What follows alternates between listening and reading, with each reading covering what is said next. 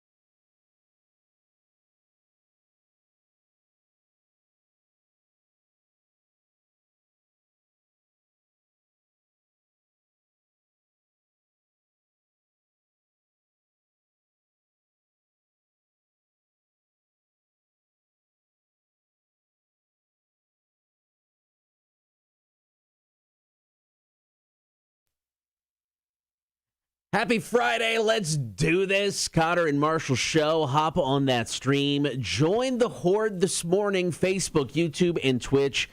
You watch the show every morning. While you're there, be sure to like, follow, and subscribe. As always, listen to the show. Download the app for free. Get us in your in-home smart speaker. Check us out at rock1061.com. Marshall, good morning. Good morning. I'm awake. I've drank most of a Red Bull, so I'm good for at least another hour before I get sleepy again. I'm just happy it's Friday. It was such a hard work week. It was really tough for us. So many hours this week. Well, there was yesterday, and then there's right now, and that's pretty much all we've technically worked, and I'm exhausted.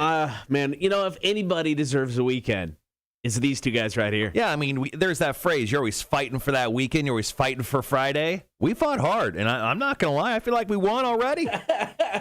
We could pack it up and go home, but damn it, we are committed to this show, Cotter. We will stay here at least till 9:30 this morning. We should definitely be committed. All right, coming up on the show today, the first beer for breakfast on a Friday. I guess we did have one last week, technically, in a while. We've got Marcus Dove from Kustom Hustle coming in. Yeah, we're kind of changing things up. I got in a conversation with Marcus yesterday, and he's like, I'm kind of a craft beer and whiskey guy. I'm like, I got you. How about we do one craft beer and we do one crap beer? Oh. So one craft beer for the beer review of Supremacy today. I'm excited to share. I like this. All right. Also, we're going to talk celebrity chefs and some of our favorites. Call, comment, and text today. This is a good one. What are you too old to be doing, yet you still do it anyway? It's top of the 7 o'clock hour. And, of course, going to kick off the show with About Last Night. Black Mirror is becoming a reality. Nobody wants that. Bratwurst, made with one of the worst things ever put on this earth. I know we disagree on this, but I think they're disgusting. And we'll kick off the show next. Story about the TSA and all the guns that are coming to airports. Start your day on a chipper note. That story's coming up next. Here is Pop Evil. Tune is Survivor, their latest Cotter and Marshall show. Rock 106.1. Yes, happy Friday to you, Heather. Heather says Marcus Dove is a cool dude. I've gotten a few pieces from there. Cool. Yeah, love Marcus. Excited to get him in studio. He is quite the character. Last time I ran into Marcus outside of he comes into the radio station to like record his commercial spots. Yeah. I was at a bar, and he just randomly walked up. He's like, what up, Marshall? I'm like, hey! Was not expecting him just to, like, kind of creep up on me, but there you go. So, I wanted to get him in, and he's going to come hang with us today. Yeah, last time I saw Marcus, I was out at Harley doing one of the events a few months back, and he was just about to set off on, like, a cross-country motorcycle trip. Right. That he did. So I'm kind of curious. I haven't talked to him since. I want to ask him about how that trip went when he just went across. It was just him and his motorcycle, man. Yeah, if you follow Marcus on like Facebook and stuff, he currently has, well, it's what I call like a creeper van. So he has this like creeper van that he's been completely redoing. Okay. And like he's been decking it out. This thing is going to be super cool. But this man has a lot of interest. He's done a lot of things. I believe, and I haven't like dove deep into the annals of history for Marcus Dubb, but former military member, has done all sorts of weird, wild stuff in his career. So we can kind of go over kind of a bullet point of what this dude's been about for quite some time, and then we'll drink some beers with him. I think it'll be a good time. I bought maybe the most ridiculous beer we've ever had on the show. Okay. For him. Is this the craft beer or the crap beer? This is the crap beer. Okay. It is the largest vessel we've ever drank out of, and I bought one for each of us. So, okay. Quite possibly. So it's ridiculous. I'm intrigued. Heather said, there were some awesome picks from that trip that you mentioned, Cotter. Yeah, I was following along as he was going, so I haven't talked to him since. So kind of interesting to follow up with that. Wanda says, I see his van every day in the carpool at school. It's so cool. He was actually putting red tint on the windows on it last night. That's awesome. If he brings it here today, maybe he'll allow us to take a picture and post it on that'd be great. Our socials. All right, just over a minute, guys. If he drives it in, we'll go take our picture outside by the van. Perfect.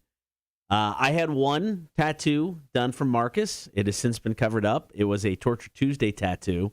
When I used to have the guy tattooed on my upper arm. Elvis. I had Marshall's mustache tattooed on this guy's face. It has since been covered. Not because of that tattoo, just because everything done previous was just bad and needed to go away. I see Stacy gets stuff done from him, and she says the same thing, Heather. He's very heavy-handed. He's heavy-handed as fuck. That's just intimidating. I watched a little promo video that he has up on his website, and he is very happy when he's tattooing. Yeah. Maybe that's why he's so heavy-handed. He's just so excited the person's in so much pain. He will tattoo your soul, says Heather. All right, guys, be right back.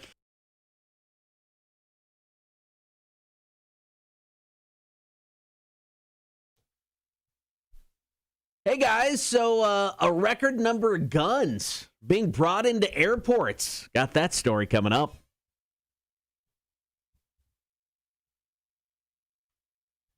Story number one about last night, according to TSA officials, passengers are bringing guns to the airport in numbers they've never seen before. Ooh. That's kind of a problem. They're also dealing with more belligerent passengers than ever before. TSA Administrator David Petoskey said, we've had many more incidences where there are passengers disturbances in both checkouts, checkpoints, and onboard aircraft that makes it more important that there are no guns involved. So how many? Well, in the first 10 months of this year, 4,650 guns were caught at checkpoints, already surpassing the record or the number set in 2019, or is 4,432, and we still have 11 weeks left in the year. Yeah, that's right, and it's going to even go higher than that. I don't know why people are thinking, you know what, I can fly to Nebraska with a fully loaded Glock. That's a good idea. What are you going to do out there? What are you going to do with that Glock?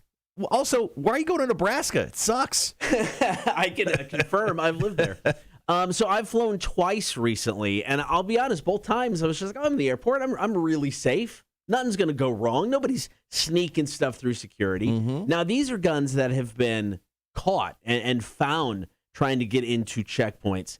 How many do you think have made it through? I mean, quite a bit, but I mean, we haven't seen any like shootouts at an airport anytime soon. Pretty much, I think they broke it down. It was like 1 in 10 passengers are getting into some sort of trouble, be it with guns or just like causing a ruckus with airlines. So it's kind of crazy that people are going to the airport to get crazy. It just seems like the last place I would want to do that. So there are a total of 880 open investigations on people getting rowdy at airports. In a typical year, it's 180. 700 more this year. Are people stir crazy from the pandemic, or are people just crazy? I think the year and a half of people sitting home, not traveling, kind of got ingrained on their nerves. Right. And I think they got a little too comfortable with just being by themselves. And when they got back into the population, the herd of people of what we are, they realized they didn't like that, and they sort of freaked out a little bit. They got the shakes, and they just got like the tick, and they started drinking the Red Bulls a little quicker, and then they just freaked out. They're like, oh, I'm going to bring my gun, and then I'm also not going to wear a mask, and then shout at the top of my lungs, and then scream at Southwest employees for canceling all my flights. I stress out when I'm going to a checkpoint just if I got a belt on. I can't imagine thinking I can get a gun through. No, my biggest thing is like I would hate to inconvenience other people, especially when traveling. Because it's stressful enough. Like, why would you bring a gun in the first place? Because you know that's going to hold up somebody at the airport, let alone like freak out, because no one wants to miss their flight, because we all, especially if you have a connecting flight, and that happens a lot if you fly out of Savannah. Right. I mean, like, you got a connecting flight probably in Atlanta or Nashville or somewhere. You're probably going to mess with someone's day, and that would be a huge thing that would bother me. Because let's be honest, you're rolling into the Savannah airport. You're not getting there the 2 hours early that are recommended by the TSA.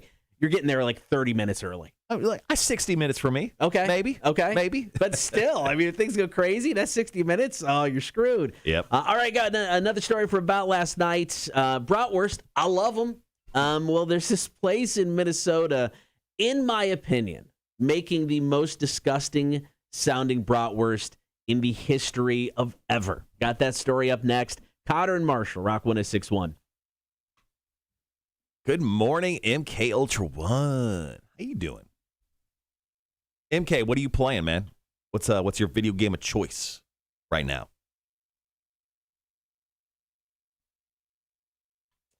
So I finally got to Phantasm 2 yesterday. Oh, okay. I liked it better than the first one because it felt like it was just a revenge movie.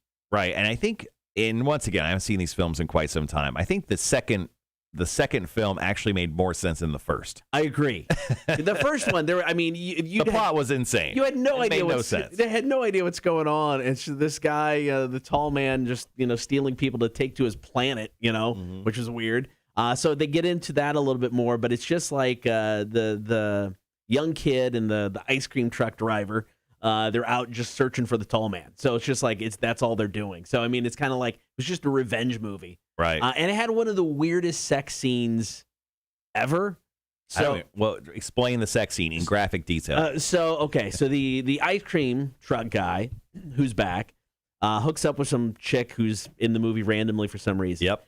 And she is way into the sex they're having. Well, have you ever gotten free ice cream? It's true. Yeah, I would totally fake it. However, the dude is still fully clothed. Right. And she's still wearing underwear. Well, he's a never nude, most likely. And maybe she was wearing some of that underwear that just like a little, like just a little piece like Velcro's right off.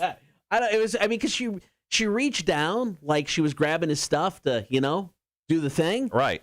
But I'm like, he's got pants on. You didn't unbuckle anything. Yeah, I'm guessing it was more of like a never nude situation. They're just both never nudes. Well, she was topless.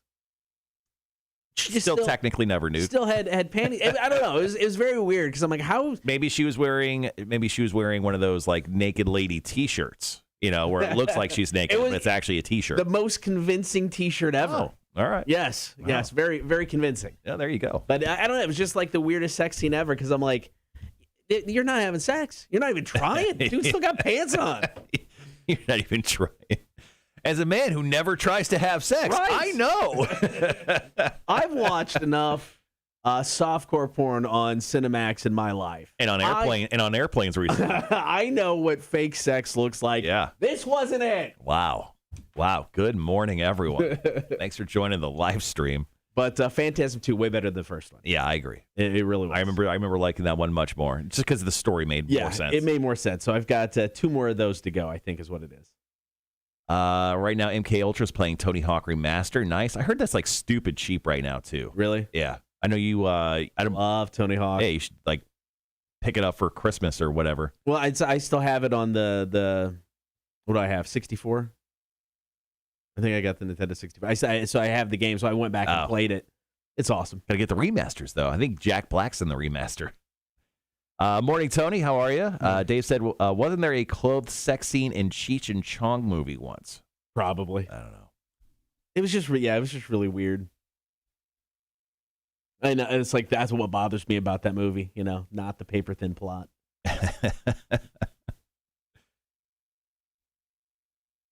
Oh. Sorry. There. No, that's not what I want either. Hold on. Oh, wow. Look at that. Yeah, pure black. Everyone don't look at everything I just put up. I just remembered I had the Don Scott panel on there. I wanted to take that off the list there so I didn't accidentally hit it. Sure. And then I accidentally hit it. Classic me. Once again, call-in topic today, guys, if you got a story. I know you do. What are you too old to be doing, yet you still do it anyway? Mine's an obvious one on this, but I'll save it. So with Tony on the stream, I went and bought a Halloween decoration yesterday.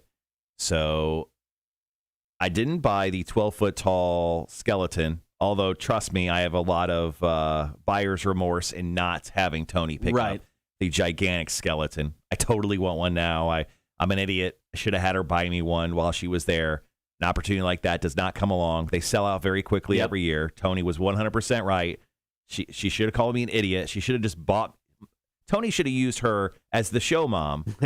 She should have used her parental skills, knowing that when I said, no, don't buy me the $300 skeleton, to buy me the $300 skeleton and wait to this exact moment and just like walk in with it and then just say, give me $300. He would have done it. Because I would have done it. I would have totally done it. And I was an idiot. And I was a complete idiot, Tony. And I'm sorry. But hold on. I'm saving for time because I don't think I have a picture. Okay. Got about 4 minutes getting into a little Rage Against the Machine and then get to story number 2.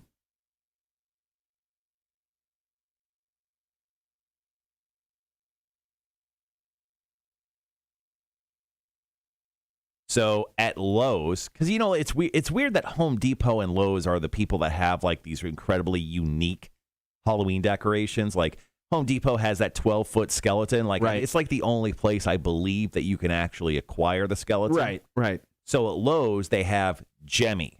Jemmy is an inflatable Halloween toy. And you know what you're thinking, like, oh, inflatables are kind of lame or whatever. Right. This one is not. So this is what Jemmy looks like. Oh, that's cool. Jemmy is about 6.5 feet tall. And that eye in the middle of the hand, it pulsates with light and then moves from side to side. Oh. So that's cool. It is $90, right? Right. And once again, that's a lot of money, especially for like an inflatable Halloween thing. Yeah. So I walked into Lowe's a week ago from yesterday, and I saw it top shelf. I'm like, that's super cool. I wonder if they have any. They didn't. They just had a display. So yesterday on the way home, I'm grabbing beer for breakfast for today, and I'm just driving down Abercorn, and I go, I wonder if they have any. Right. The thought hit my brain. So I stopped by Lowe's. It's on my way home. I live in Georgetown.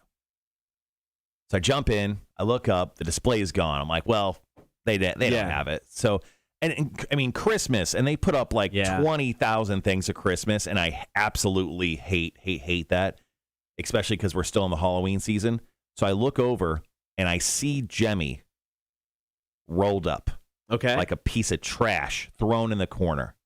Full price. I'm like, what the fuck is this? Full price? Yeah. So I grab Jemmy. I rescue Jemmy, the witch hand with the eye. And I walk up to the front, and I'm like, there's no way I'm paying full price for this. So Jemmy with tax is like $96. Right. Got it for a flat $70. Oh. So felt like I should have got more, but they weren't budging. Okay. And I asked. Yeah. But I picked up Jemmy. I brought Jemmy home. Jemmy has a now forever home within the Marshall household. It's currently up in my front yard. I have one of those like those power indicators that when it hits like a certain amount of sunlight, it'll shut everything off. So it's called dusk mode.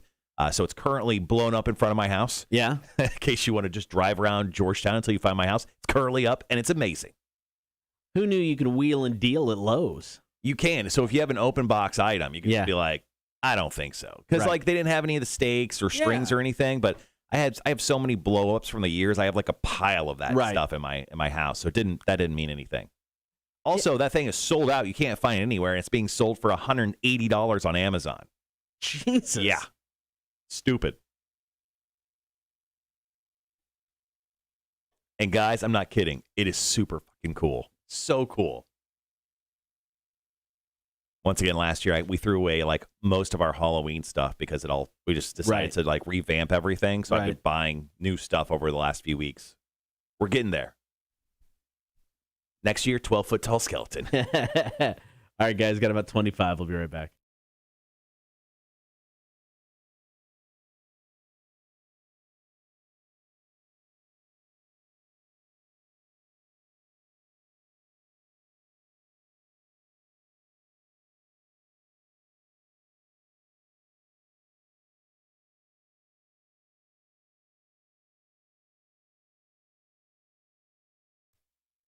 According to the Kevin Smith movie Dogma, going to Wisconsin is worse than going to hell. So, for their insolence, God decreed that neither Loki nor Bartleby would ever be allowed back into paradise. Were they sent to hell? Worse, Wisconsin. For the entire span of human history. And when the world ends, they'll have to sit outside the gates for all eternity. And now we got proof that he may have been right.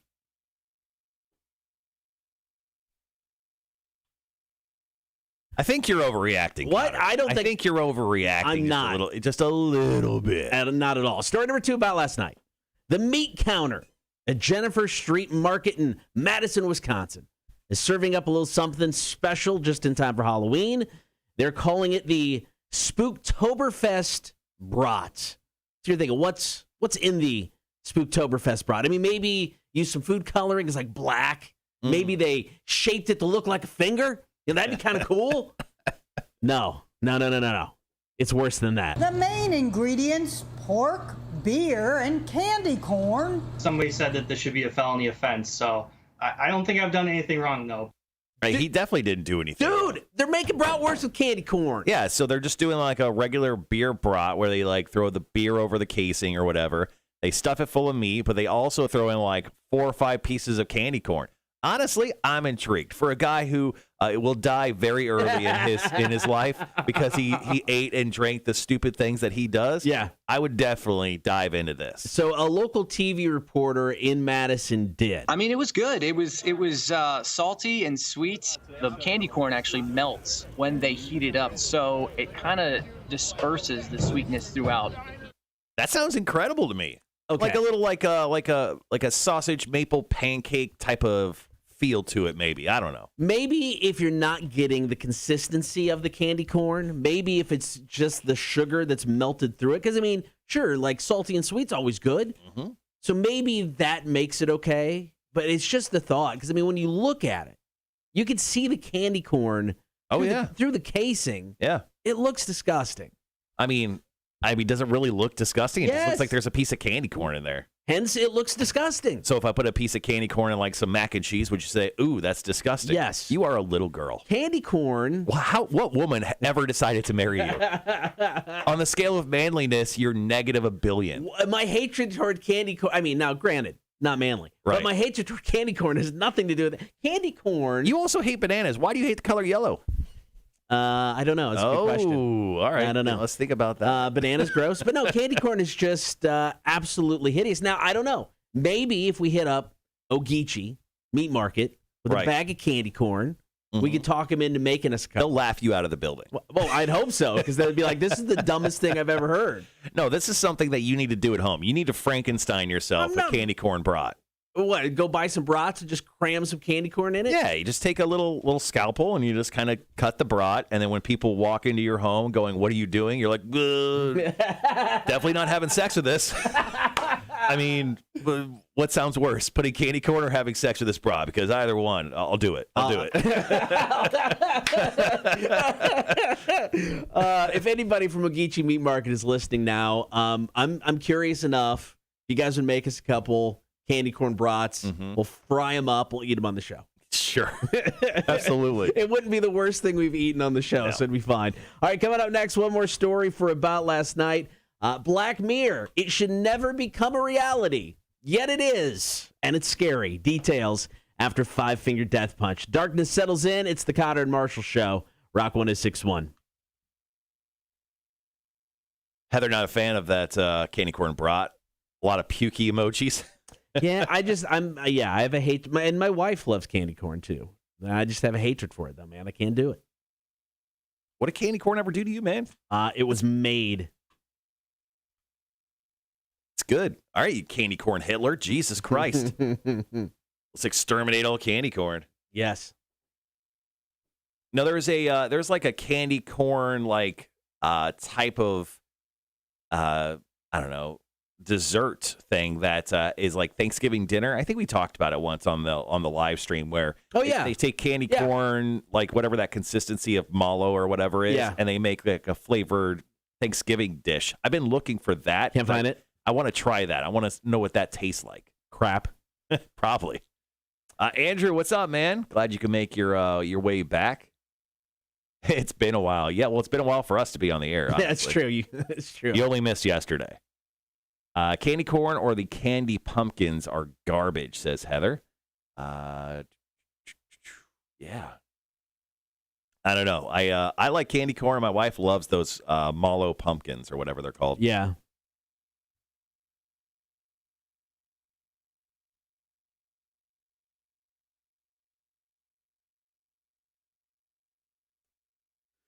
All right, got about 3 minutes left in Five Finger Death Punch, and then, somebody legitly just took a Black Mirror idea and went, cool, let's do this. Dave says, I like the Halloween candy corn M&Ms. I don't know if I've ever had those before. I've not.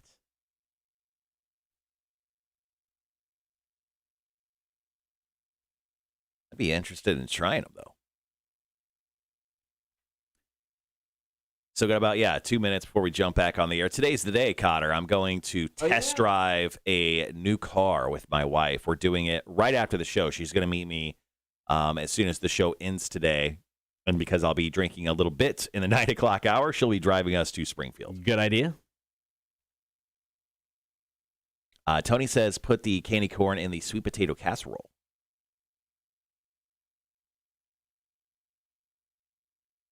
What up, Charles? Already 3.5 hours of paperwork done. Good Lord.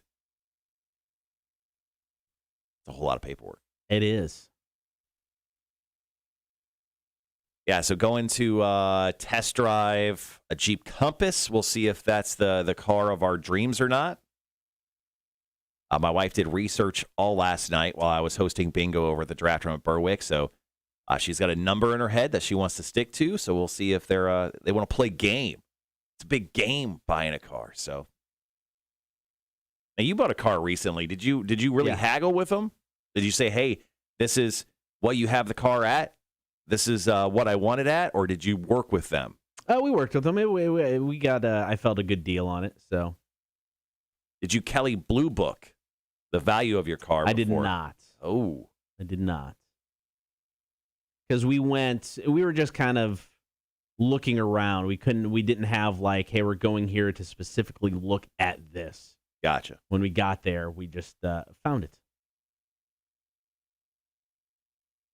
Let's see. I think if Over Yonder has music on Saturday, I think the wife and I are going to head out there and check it out for a bit. Cool. Yeah. All right, guys, 35 seconds.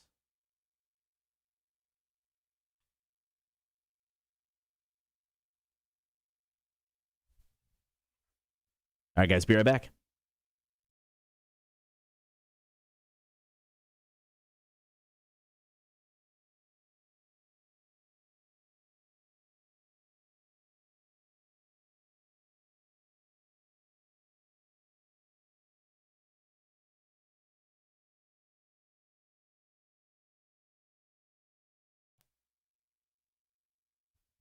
You should never watch an episode of the TV show Black Mirror and go, yeah, That seems like a good idea. Well, somebody did, and it's not good.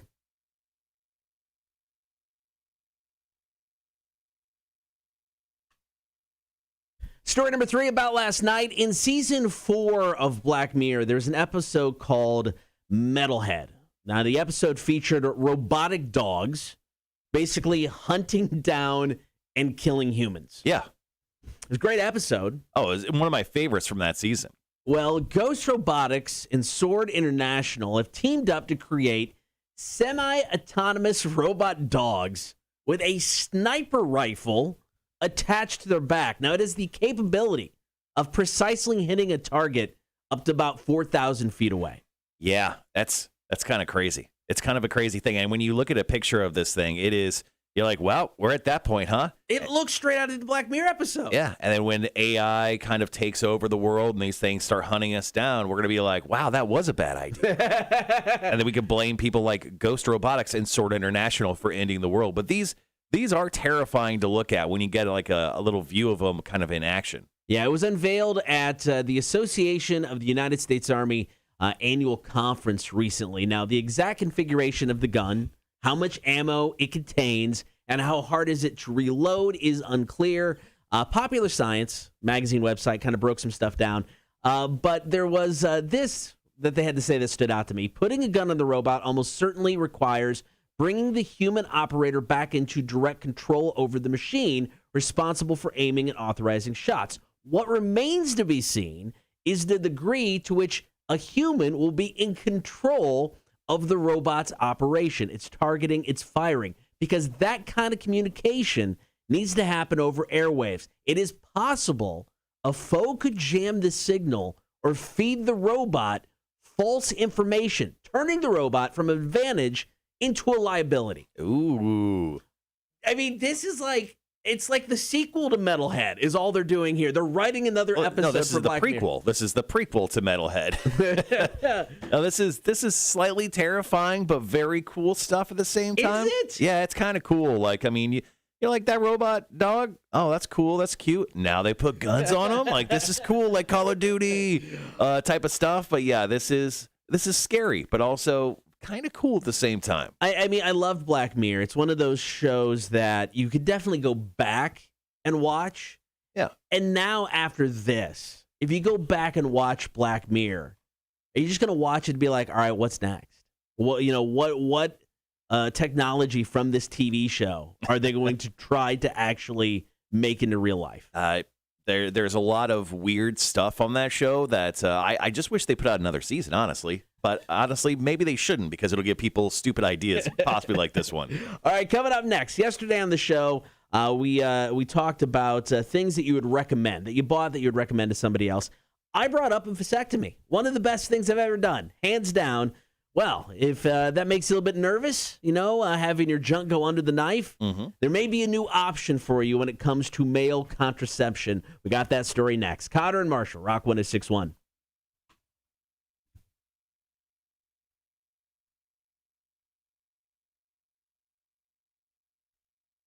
Computer's having a bit of a conniption fit right now.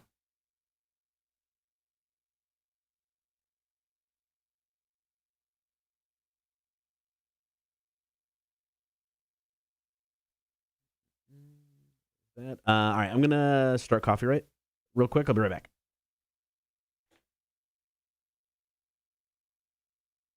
Do that. All right. All right, guys, thanks for joining us nice and early here on a Friday morning. Showing off my Duval baseball jersey. My buddy Dave works over here at down at the Jacksonville Jumbo Shrimp and hooked me up with one of these sweet ass Duval jerseys. So, of course, I had to wear it on the show, man. Plus, with the Major League Baseball playoffs happening and the Giants getting absolutely screwed last night, the Dodgers won out the series, 3-2 games, 5-game series. Now the Dodgers are moving on to the National League Championship Series. So last night's Giants and Dodgers game, Cotter, it was called on a no swing strike to end the series. Dodgers won 2-1. Okay. And people are very upset because it wasn't a good call. Oh, really? Yeah. It was a little rough. It was a little rough. Yeah, I saw somebody post something about it last night, but I hadn't seen any video. Charles says, Marshall, with the shortage of vehicles, won't be too much haggling for the new ride. I think there will be some haggling. Yeah, everywhere I went when we went looking, if there's something we liked and, they're all like, hey, I can't guarantee it's going to be here. We're not getting as much. Chances are if you like it, somebody else will too, and it's going to be sold. Like, I get that. Oh, I mean, we're going to test drive one vehicle. We found some vehicles that are not at this dealership. They want to take a look at, so we're going to make a decision quick, and if they won't come off, we're going to walk away pretty quick. Yeah, I get that. I got other stuff to do. Cam says Major League Baseball needs LA in the World Series for ratings. Yeah, I guess they do. But they've been in the World Series like 4 years in a row, haven't they? Has it been that many? Yeah, it's been a stupid amount.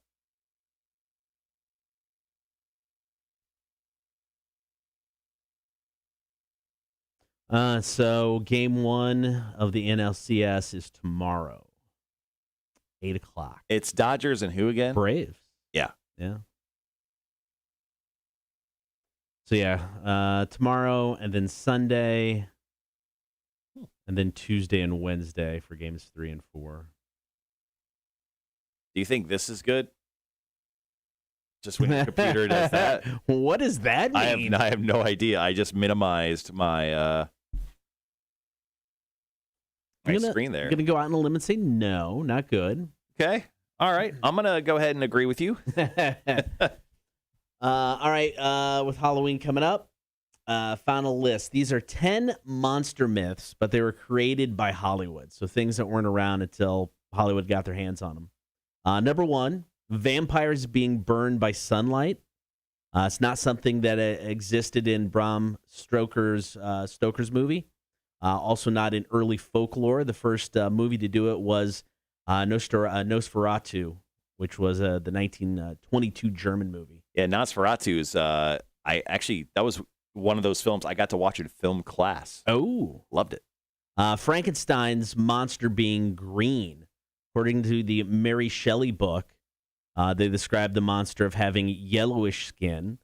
However, the green face paint was used in the 1931 film with Boris Karloff because it showed up better on a black and white camera. I just got done watching the Bride of Frankenstein. Oh, yeah, the you other do day. the old school. Yeah. It is pretty funny, man. Is it? Frankenstein's just getting lit that entire film. It seriously is. Frankenstein's just getting messed up. Really? Yeah, Bride of Frankenstein, he's like super horny, and he's just having a good time, man. He's eating and drinking. Everything That's was funny. good. He's like, drink good, food good. I've not seen it. Speaking of, that's another myth. Frankenstein's monster could barely talk. In the novel, he could speak eloquently. Mm-hmm. I have never read the novel. Didn't they make a movie more hardcore based on the book that starred Robert De Niro as the monster? I have no idea. I want to say they did. Let's see.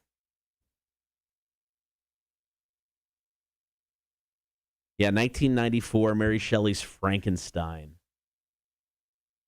Kenneth Branagh, I never know how to pronounce his name. He directed it. It featured Kenneth Branagh and Robert De Niro, Helena Bonham Carter, John Cleese was in it. But yeah, De Niro played the monster. I do not remember that at all. Yeah. I guess it's supposed to be more true to the book. But I don't know. All right, guys, got about 4 minutes. 4 minutes? Morning, Jeremy. How are you, bud?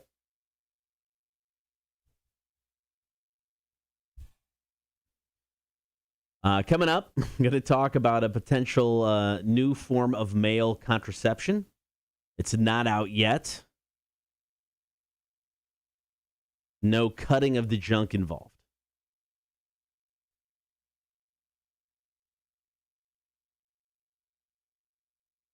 So yesterday, former President Bill Clinton was hospitalized in California for a bloodstream infection. Clinton's docs say number 42 was admitted, Tuesday, and has been closely monitored since. He's currently in the intensive care unit. Now, last time I checked, Bill Clinton was one of the lizard people, so I'm kind of surprised to hear that one would get a blood infection like he got. Sad. Real sad. Didn't think that was possible. Hope he's able to crawl away from it.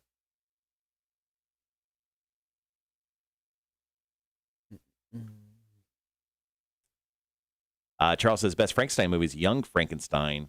Peter Boyle was great. I love that effing movie. What's the best Mel Brooks movie? Is it un-PC to say Blazing Saddles? Because, it's just a movie that could never, ever, ever be made again. But man, is it funny. Young Frankenstein's great. Trying to think of, he has History of the World. What else does he have? Producers. I feel like we're missing a big one. I think we are. Baseballs.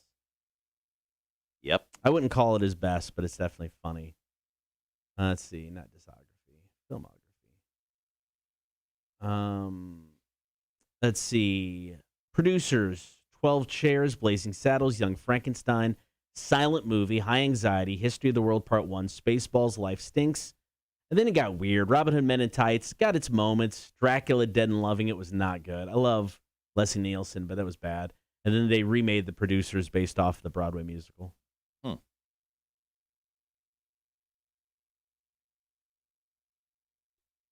Blazing Saddles and Young Frankenstein came out in the same year. That's a good year. 74.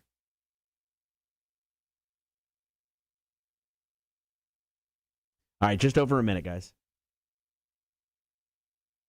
I don't know. If I had to power rank Mel Brooks movies, I think I'd have to put Blazing Saddles 1. Probably go Young Frankenstein 2. Spaceballs 3. History of the World. Producers. I don't know. It's tough.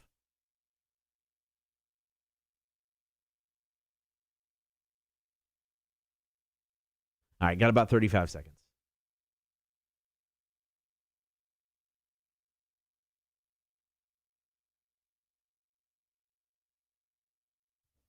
All right, we'll be right back.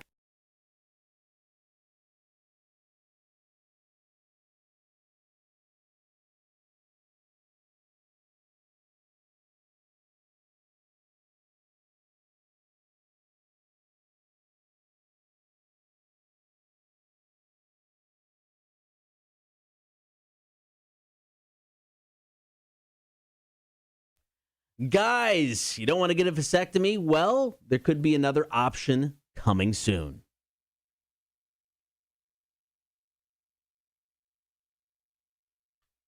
So yesterday on the show, top of the 7 o'clock hour for a call, comment, and text, talk about things that you bought that you would recommend to a friend. I brought up a vasectomy, and I stand by it. One of the best things I've ever done.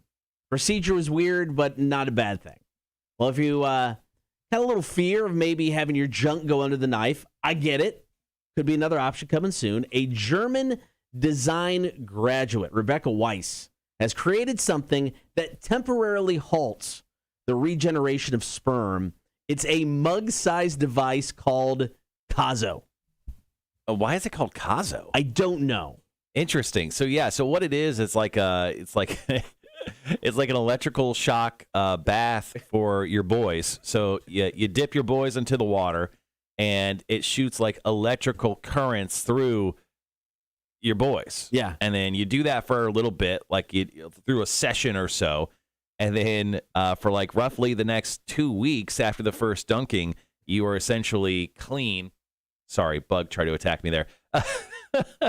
You're clean of, having any boys in your system. Therefore, you can shoot away all of your anxiety and maybe possibly depression or tension. You're basically making yourself sterile. Temporarily. Yeah. Now, they say 6 months after your last use, your sperm will start reproducing again, and you can get down to business if you're looking to become a parent. Now, this isn't approved yet, and Weiss is looking to raise money so she can start a full-scale prototype and use them for clinical trials. Mm-hmm. Would you be willing to volunteer your junk in an unproven clinical trial like this? I mean, it depends on how much I'm getting paid. I mean, am I absolutely? I mean, what are the side effects? What are the side effects? I don't know. Interesting. I don't know. I definitely wouldn't want to be one of the first ones to try this. Right. But if it was deep into clinical trials, they're like, oh yeah, there's a possibility of infertility. I'd be like, cool. And they're like, also you could, also just be have some erectile dysfunction. I'd be like, I'm out. I'm absolutely out. No amount of money. But this is interesting for like an alternative for guys who don't want to get a vasectomy. I mean, was this something? If this was an option back when you got your vasectomy, would you have considered this? I mean, obviously a lot less invasive than what you went through. For me, no, because we knew we were done having kids. I think this is a potential great option if you're just like, look, we're not ready yet, and you don't want to use condoms. You never want to rely on the pull-out method. So you want a different option. I get that. But for long-term, I'm still going vasectomy, man. If you're just done having kids, don't want to look back, get snipped. Well, this could be the way moving forward, though. A little, coffee cup electroshock to the boys. Could be the future, man. I mean, just throw a glass of water in microwave, get it nice and hot, stick your junk in it. Same thing, right? Do not do that. You don't think the same thing? Absolutely do not do that. Okay, you know what? You try first. We'll do the clinical trials right here at the radio station. Torture Tuesday coming soon. All right, coming up after 7 o'clock, call, comment, and text 800-394-1061. I think we've all got a story for this one. What are you too old to be doing, yet you still do it anyway? We got to get those stories now. 800-394-1061. We'll share your stories next. Cotter and Marshall, Rock 1061.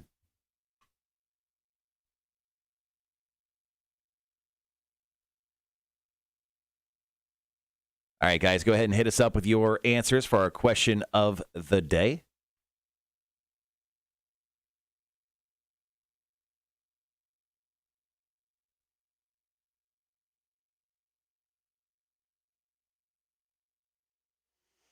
I'm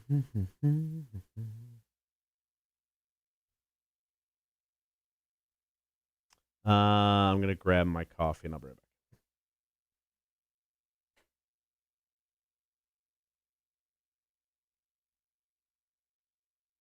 Tony says, my kids love Blazing Saddles. I haven't watched Blazing Saddles in forever. I've not seen that movie in such a long time. All right, guys, our question of the day is, what are you too old to be doing, but you still do it anyway? Go ahead and share your answers with us, pretty please. With sugar on top inside the chat today. We'll talk about that. We'll take your phone calls as well, 1-800-394-1061. I'm just putting together the answers that we got from our online poll. A lot of people chimed in yesterday with answers to this. Good golly.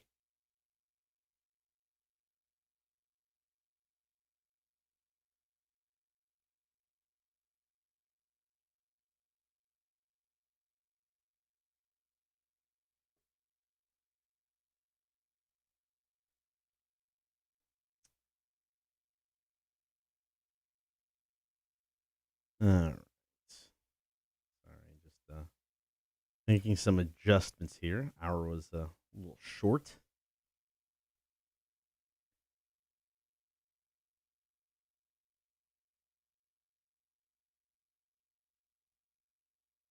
I'm just getting set for the call in once again. If anyone has, any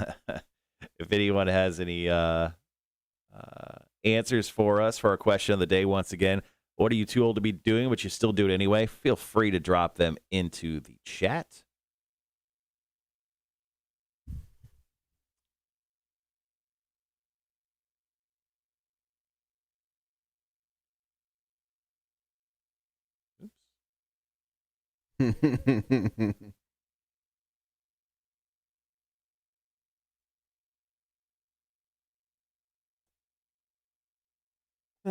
Other than the car thing, do you have any big plans for the weekend?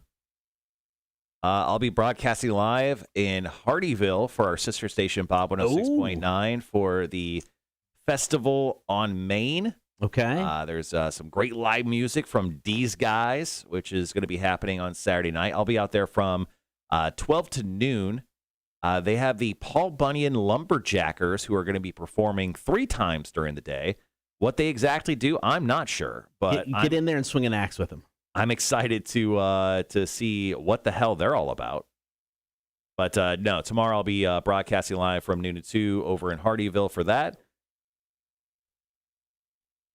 And then I think we're going to carve some pumpkins this weekend.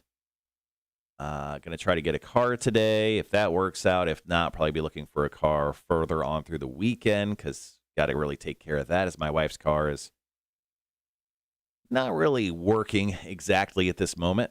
It's never good. It drives. Just don't know how far it'll go. All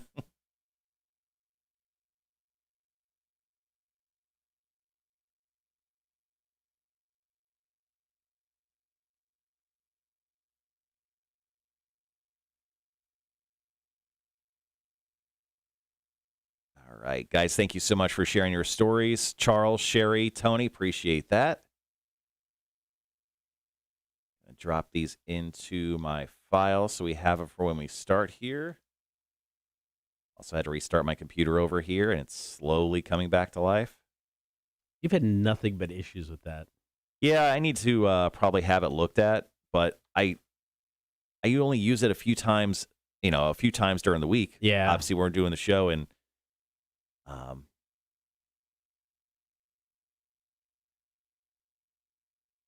not too worried about it. But I'm also worried about it. So William Shatner obviously recently went into space. George Takei, his former co-star from Star Trek. Yeah. Guess they really don't get along. He belittled him in an interview on Wednesday. He said he's boldly going where other people have gone before. Oh, damn, George Takei. He's a guinea pig, 90 years old, and it's important to find out what happens. Jesus. So I guess they really don't get along very much.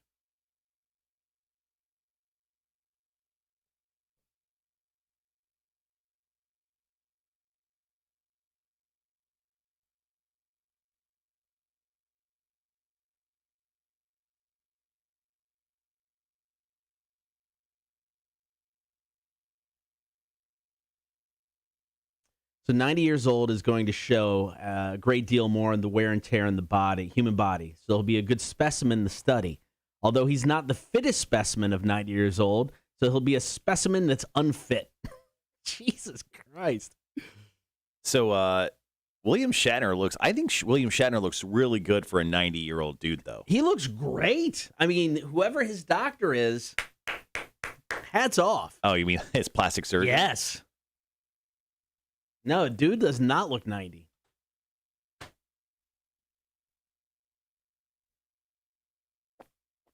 All right, guys, diving into the top of the hour. We're a song and a half away before we jump back on the air. Once again, our question of the day is, what are you too old to be doing, but you still like to do it anyway? Go ahead and drop in your answers here on the stream. Ooh, I'll also check in on our text line as well. As long as it doesn't crash my computer, which it probably will.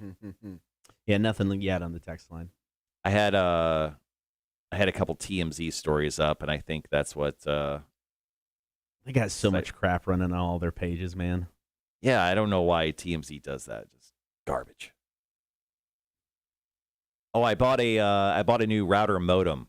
I bought a refurbished one almost 2 years ago, and I found out that I don't think it was performing quite the way it should have. So I bought a brand new fancy router modem. So I just got that in the mail last night. So that's another thing I'll be doing this weekend. I'll be setting that up and then having Xfinity. Like when you get a new router modem, you got to you have to go online and have Xfinity activate it. Right. So I'll be doing that. I did that process once, and I was like, oh, that wasn't hard. And then I have to remember how to do it now. So. Wanda said there's a big hatred between them, talking about George Takei and William Shatner. George speaks about it frequently on Stern when he isn't talking about his penis. George Takei or Howard Stern? Or both? It sounds like both.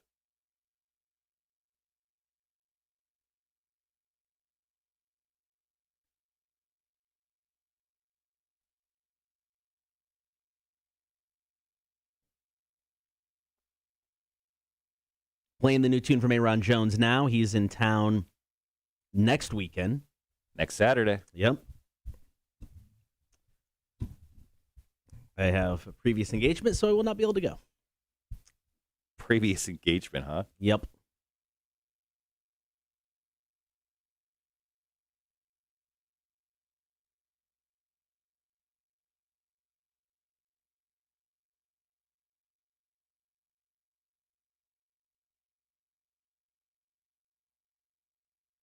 George, he is a big hornball. Okay. I did not know that about George Takei. Good for him. Yeah, I had no idea either. He hasn't done much acting, has he, since the Star Wars series? Star Trek series? Same thing. No, they're not. One's good. No, I'm just kidding. No, I mean, he's done some things here and there, but no, not really. He is a presence on social media, activist for the LGBTQ community, stuff like that. Charles, forgot today is my parents' 55th anniversary. Damn. Are you supposed to do something for your parents for their wedding anniversary? It's kind of up to them, right? Or is it if they're that old, been together that long, you have to do it for them because they most likely forgot themselves. That's a good chance.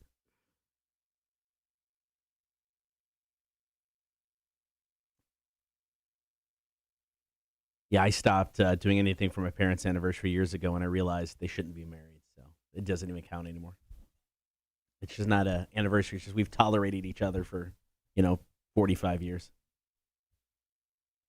All right, we got about 2.5 minutes.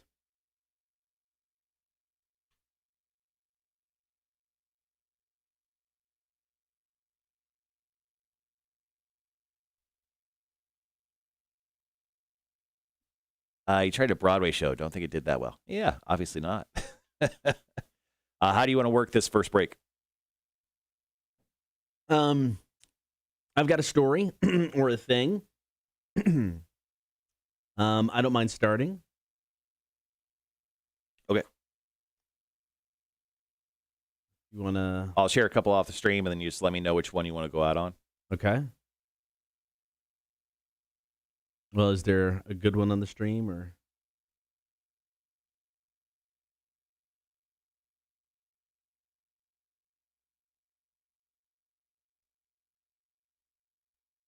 I wouldn't. I mean, there's nothing that points out to me. No. Okay.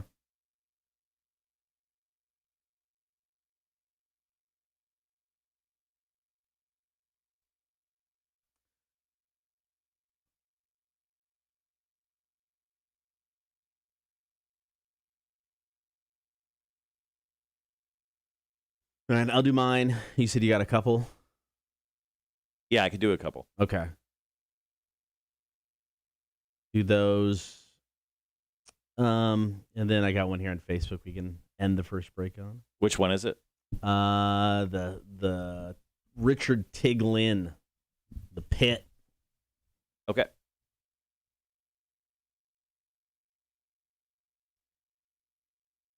All right, once again, guys, call, comment, and text. What are you told to be doing? Yet you still do it anyway.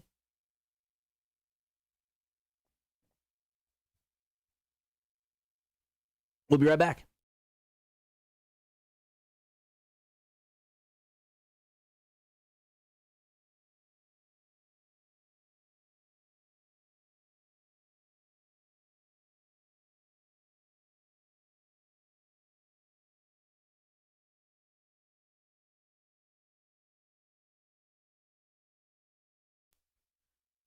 What are you too old to be doing, yet you still do it anyway? Call, comment, and text now, 800-394-1061. You can comment on the stream as well.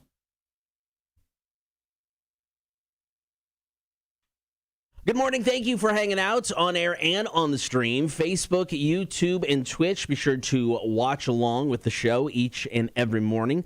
This morning, you can also comment on our call-in topic. What are you too old to be doing, but you still do it anyway? Call, comment, and text now, 800-394-1061. Marshall, mine is easy. At 45 years old, heck, at 40, maybe even at 35. I should no longer be doing any sort of indie/professional wrestling. Oh, yeah. Now, it's been a minute since I've done it. At 45, though, I'm still thinking I've got another couple matches in me. Oh, yeah, is there really more in you? No, but I'm going to do it anyway. Here's the problem. My back has been an issue since I've been in my mid-20s. My neck constantly hurts. Oh, okay. That's good. Right. Yeah. I'm a good precursor for the rest of your life. So, and it's like wrestling is nothing but taking bumps and falling down and getting hit over the head with things. Mm-hmm. But I absolutely love doing it. It is incredibly fun.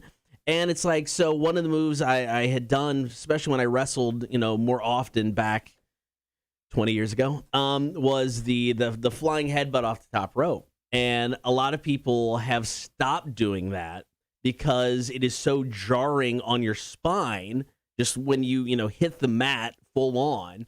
Harley Race, wrestler from back in the 70s, a little bit into the 80s, he did that move for decades. And as he got older, I mean, the dude was just, crippled basically, and Davey Boy Smith, Dynamite Kid from the British Bulldogs, same thing. Flying headbutt, one of his go-to moves.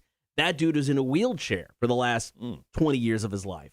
And both of them said, if I would have known then this move was so bad, I would never have done it. Guess who still does that when I wrestle? This guy right here. Yeah, you probably shouldn't do that move anymore. I'm an idiot, man. But the fact that there is now a wrestling group in Savannah, I mean, when I first moved here 13 years ago, I looked for one. I couldn't find it. I was, in my 30s. Would have been better. Mm-hmm. But now that I found one at 45, I still want to do it. Yeah, you should come up with a better finishing move. Maybe it's just like, how high can you kick? Not high at all. Okay, can you kick a guy like in the nuts? I could probably do that. Yeah, do that.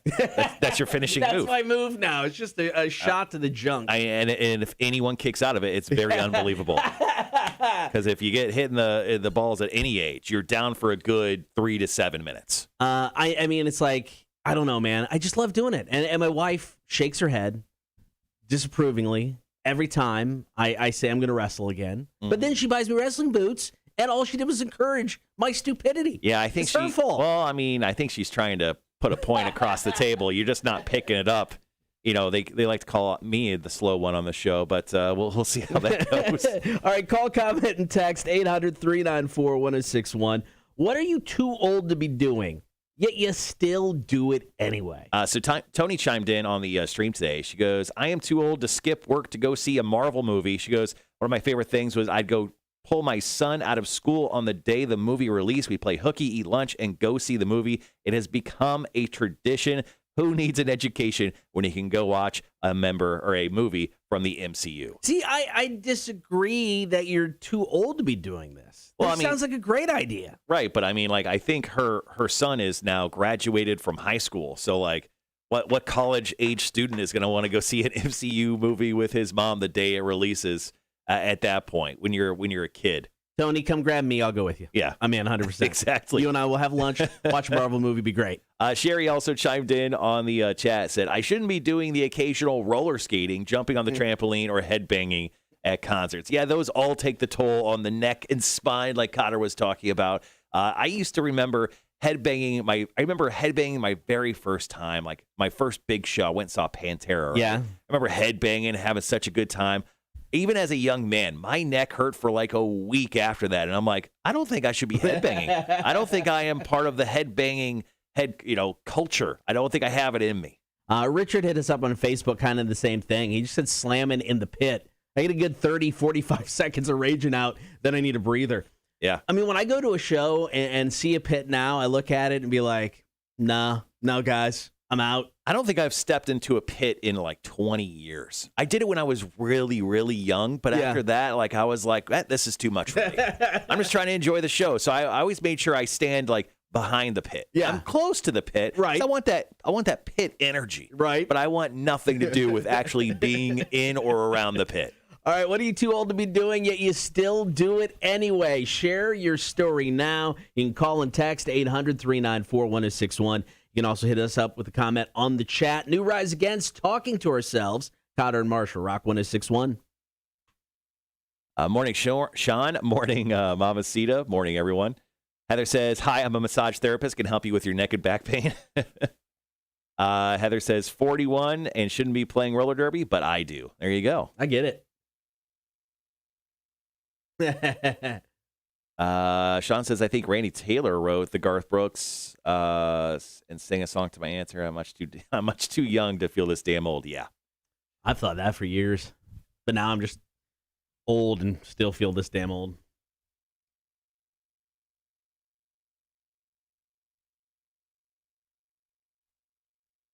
All right, this next break, I can kick it off. I have a multitude of small ones. Okay. If you want to go to... Yep, I got several here.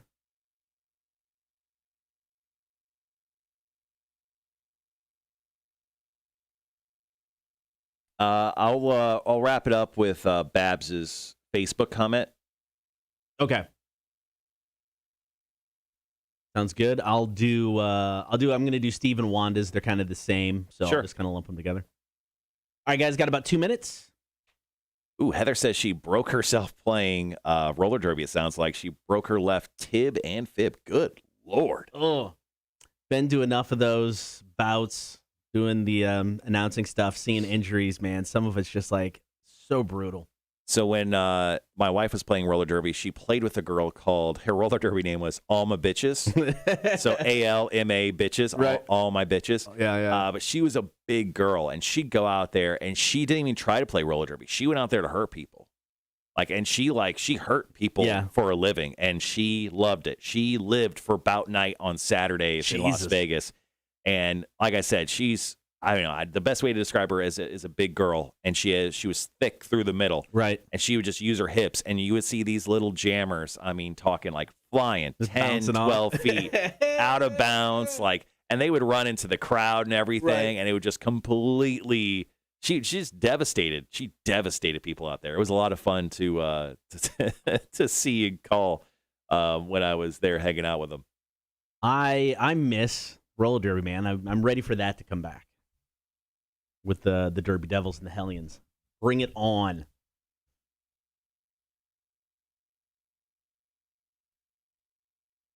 Craig, Chris, that's a great one. Thanks for joining in here on the stream this morning and dropping that in. We'll share that here definitely on this break. We're going back on the air in 30 seconds or so. Good morning, Rhett. Hey, Rhett. All right, guys, be right back.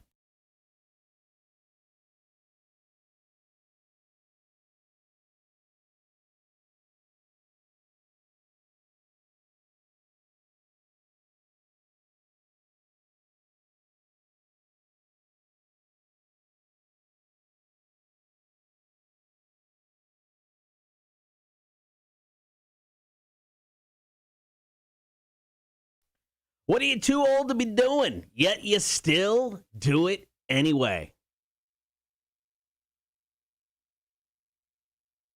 We are taking your calls, comments, and texts this morning. I think this is one everybody should have a story for. What are you too old to be doing, but you still do it anyway? I got a multitude of things, honestly. Let's first start off with I'm 38 and playing two-hand touch with a bunch of 20-ish year olds who are absolutely flying by me and beating me up on a regular basis on Saturdays. I just don't know if I have too much left in the tank when it comes to that. But I always like to go out there once or twice a year and just show off my old man strength because there is something, no matter how much I don't work out, I always have that little bit of old man strength that when I hit the field, it always feels good to push them around. But these kids, I walk away and they're like, all right, let's go chug some beers. I'm like, all right, yeah, no, I can't come on. I'm going to go back to the house. And I literally have to lay down for 2 hours. Then I have to shower. And then I may be able to move for the rest of the night. It's just one of those things that I think I'm just a little too old to be going out and doing. I played, I think, once. Yeah, you played a singular one time. One time, and the very first play, I pulled a muscle.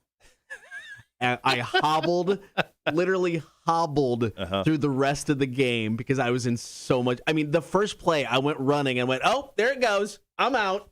Did you pull a groin or something? I think it was. It never went back. Yeah, really ended your two-hand touch football career. I had just two other quick ones. Yeah. As a grown man, I spend way too much cash on Halloween decorations, especially this year. I've spent hundreds of dollars in Halloween decorations. I spent another $70 yesterday. I spend way too much money on Halloween decorations. And then, this next one's my fault. And I don't know what age there should be cut off, but I'm probably close to the age where I need to stop wearing so many brewery T-shirts. I own more brewery as Cotter's wearing a brewery T-shirt. Yeah. I own so many brewery T-shirts. I could literally go probably close to a month without ever not wearing anything else. I mean, it's ridiculous. I don't I mean, is there an age limit to that, though? I know, but I mean, look, the job that we have, I get to wear whatever I want. I'm currently wearing a Jacksonville Jumbo Shrimp Duval baseball jersey to work today, and it's a Friday, so I feel very good about that. But yeah, I mean, eventually I should wear something a little bit nicer, and I did. I think in mostly my 30s, I used to wear button-up, short sleeve shirts. That was kind of my thing. I don't like wearing long sleeves, so I mean, I wore that for a while, but now I'm back to I don't know. Looking like a college kid, but I'm 38 and fat, so it's not really going well for me. Just get yourself a pair of khakis, a flannel shirt. Jake from State Farm outfit. Yeah. A little red vest. All right. What are you told to be doing, but you're still doing it anyway? Call, comment, and text 800-394-1061. Steve and Wanda each hit us up on Facebook. Kind of the same thing. Steve said, raising grandkids. My wife and I are 53, not 23. In a nutshell, tired. But we love them. And Wanda said, having a baby, yet here I am taking care of one, along with two teenagers, a tween, and a toddler. We should be getting ready to become empty nesters. Yeah, that just sounds like bad planning. Dude, I mean, as an empty nester now, I can't even imagine what it would be like. One, I don't know. I can't imagine what you're going through having a toddler at this point in my life. Mm-hmm. I mean, I'm finally in a spot where, the wife and I are financially, okay. We're not in constant debt, which is nice. We can go out and do things, just the two of us. Man, a kid right now, talk about a game changer. I'm telling you, I mean, if you do have a toddler, they're going for a lot of money. You can probably get 20 grand for a toddler. Now, I don't know how to sell a toddler. I don't think it's like an eBay type deal. I don't think. But, I mean, if you really just want to get out of the toddler game, I think there's some options for you guys with some big money ramifications. Once again, our question of the day, guys, is, that's the wrong side of the sheet. Sorry. What are you too old to be doing, but you still do it anyway? Babs hit us up on Facebook, Cotter. Yeah. And Babs says, I'm almost 60, but I got to get to the rail and party downtown on St. Patrick's Day. Oh, my God, I got to stop doing that, LOL. No, you don't. No, you don't. Yeah. No. As long as you could still crawl into the rail, no matter what time on St. Patty's Day, I think it's still good. Whether you're 20 or you're 60. I'm really hoping, fingers crossed, that we get a St. Patrick's Day next year. 2 years without it. Yeah. I mean, and I get it. I get that some people. At this point, I question the validity that it was ever a real holiday or ever really happened. I mean, I get why some people avoid it. I mean, it can be an S show, but I miss it, man. I love going down there and just hanging out, especially the rail. It's the perfect place to go. It's a great spot. All right, call, comment, and text. What are you too old to be doing, but you still do it anyway? 800-394-1061. More of your stories next. Cotter and Marshall, Rock 1061. Rhett suggests some penny loafers and a cardigan sweater. Maybe. We'll see how that goes. Let's see. Melissa says, everyone says I'm too old to wear my heels and high wedges, but I'm going to wear them anyway as long as I can. There you go. Morning, Dylan. How are you, buddy? Sean says, apparently I'm too old to wear hoodies. Supposed to be wearing quarter zips. No. Dude, no. Hoodies are life. Yeah, no. Dude, over the weekend, Savannah's supposed to be experiencing a cold front coming through. Yeah. So the highs are in the low 70s. Lows are in the low 50s, which obviously for Southerners like us, super cold. I'm breaking out a hoodie guaranteed. Oh, yeah. Guaranteed. Saturday night, it's going to be hoodie weather wherever I am. All right, so I have I got a meeting here today at 2:00, so I'm not going to go home right after the show. Service Brewing opens at noon. They have a nitro coffee porter made with Madagascar vanilla and perk coffee that I think I'm going to go. That sounds like every stout everyone's ever made. I know, but it sounds delicious. I think I'm going to go before my meeting.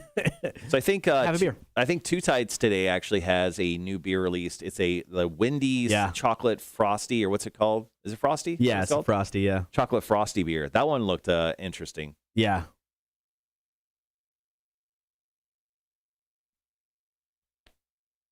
We'll go right in, obviously, for trivia. What are we giving away? Ayron Jones tickets, man. Ayron Jones. The high today in Minnesota is 52, says Sean. Good. It's like too hoodie weather.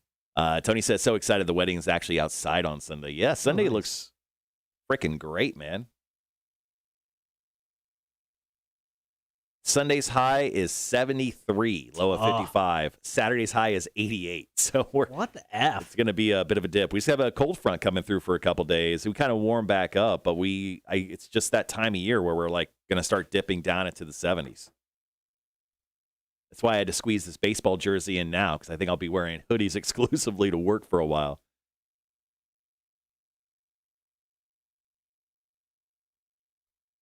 Oh, yeah. Tony says it's going to be beautiful outside, just worried about bugs. You could always, what's the mosquito guy that we use? Mosquito Joe. Mosquito Joe, hit him up. He'll blast those bugs to hell for you. He'll bury them 6 feet deep. How much time we got? We have got 1, 2, 6-ish minutes. Oh, cool. I'll be right back. Okay, cool. No really big plans for the weekend. That's okay, though. I think, like I said, we're going to maybe go to Over Yonder on Saturday. If you guys haven't been there yet, you guys got to check out Over Yonder. It is awesome. So I think we may head over there on Saturday. They typically have some live music. I want to say starting around 3:30 on Saturday. So I think the plan is to head over there, maybe grab a bite to eat, a couple beers, hang out, watch some music, and then head back home. Other than that, yard work. Got to get some yard work done this weekend since I was out last weekend. Got to catch up on some stuff like that. But yeah. Should be kind of an uneventful weekend, which is fine after last week. The amount of live music and stuff I did while in Texas was just stupid.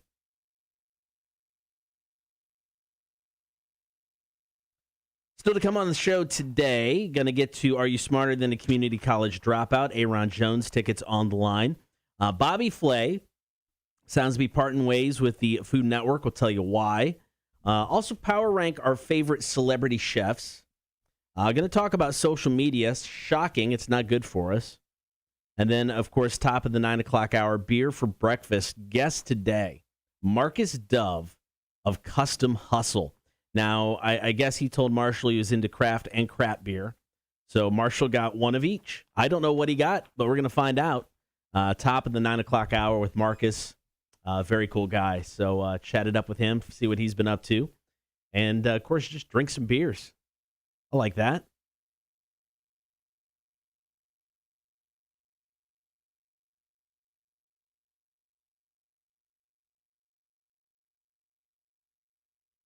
So we're getting Tiger King 2 on Netflix. Supposed to come out before the end of the year. Carol Baskin is getting her own TV series. She will not be back for Tiger King 2.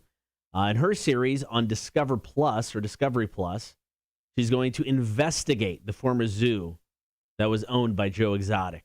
So that's coming up soon. I don't know. Don't care. I don't think I'll watch that one.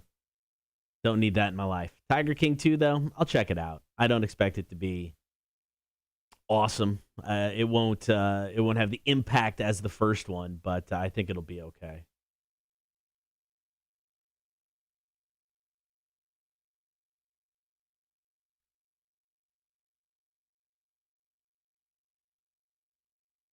We got about 4.5 minutes.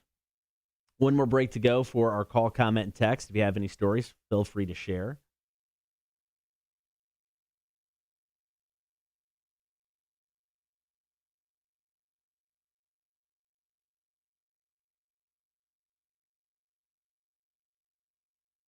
Wanda, you should definitely go over yonder. The burgers are great. Greg, I will definitely be running this weekend, so that's part of the plan. I was going to run. I meant to run when I was in Texas. It didn't happen, but I will run this weekend.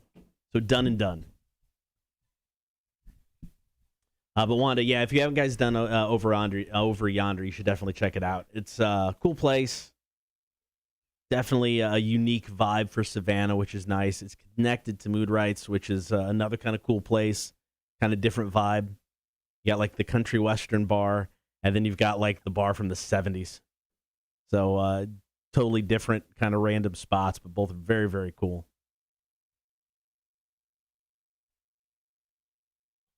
And we have the owner. What's his name again? Chris Moody is coming in next Friday for a beer for breakfast. There you go. All right, guys, got about 3 minutes.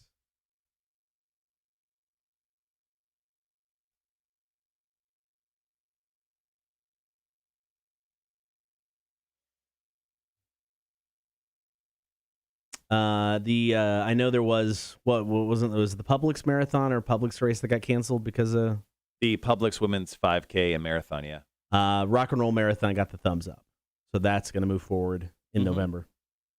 Yeah, I saw Van Johnson giving that the big thumbs up yesterday.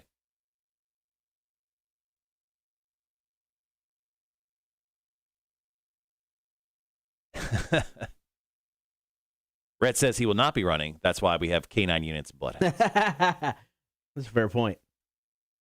Also, Clemson playing tonight. How bad is Clemson right now, Rhett? I mean, is it, now that it's a few weeks since we last talked about it, is Clemson possibly the bane of your existence? Because as a Clemson fan, I imagine it's just the worst thing ever this year. I mean, you guys had such an epic run. I mean, an epic run. And now it's just all gone away. Not to rub it in or anything, but obviously we're rubbing it in a little bit. Well, yeah, we are.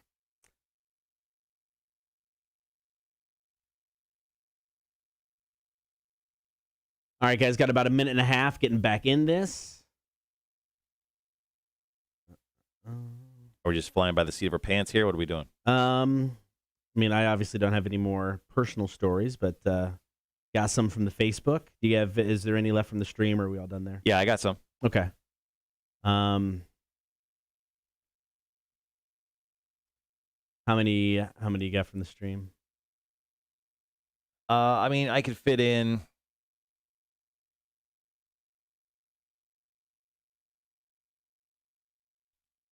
I mean, I got at least 3 that I could bring up. Okay. Because yeah, I've got 3 or 4 here from the Facebook page. I'll just do the out. I'll do the out with Sandy's. Okay. And once I bring that one up, we can jump out from there and go right into trivia. Sounds good.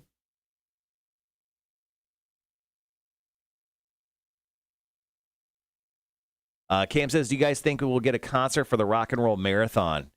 Honestly, at this point, my guess is probably no, because the marathon's about a month out, and they just kind of gave the thumbs up for it. I'm guessing Van Johnson was like, yeah, everyone could run next to each other, but we can't have a concert. Yeah. I don't know, maybe. My guess would be probably not. It seems really late in the process. If I was the Rock and Roll Marathon, I'd be waiting to the last second to book someone because we didn't know if it was going to happen. All right, guys, be right back.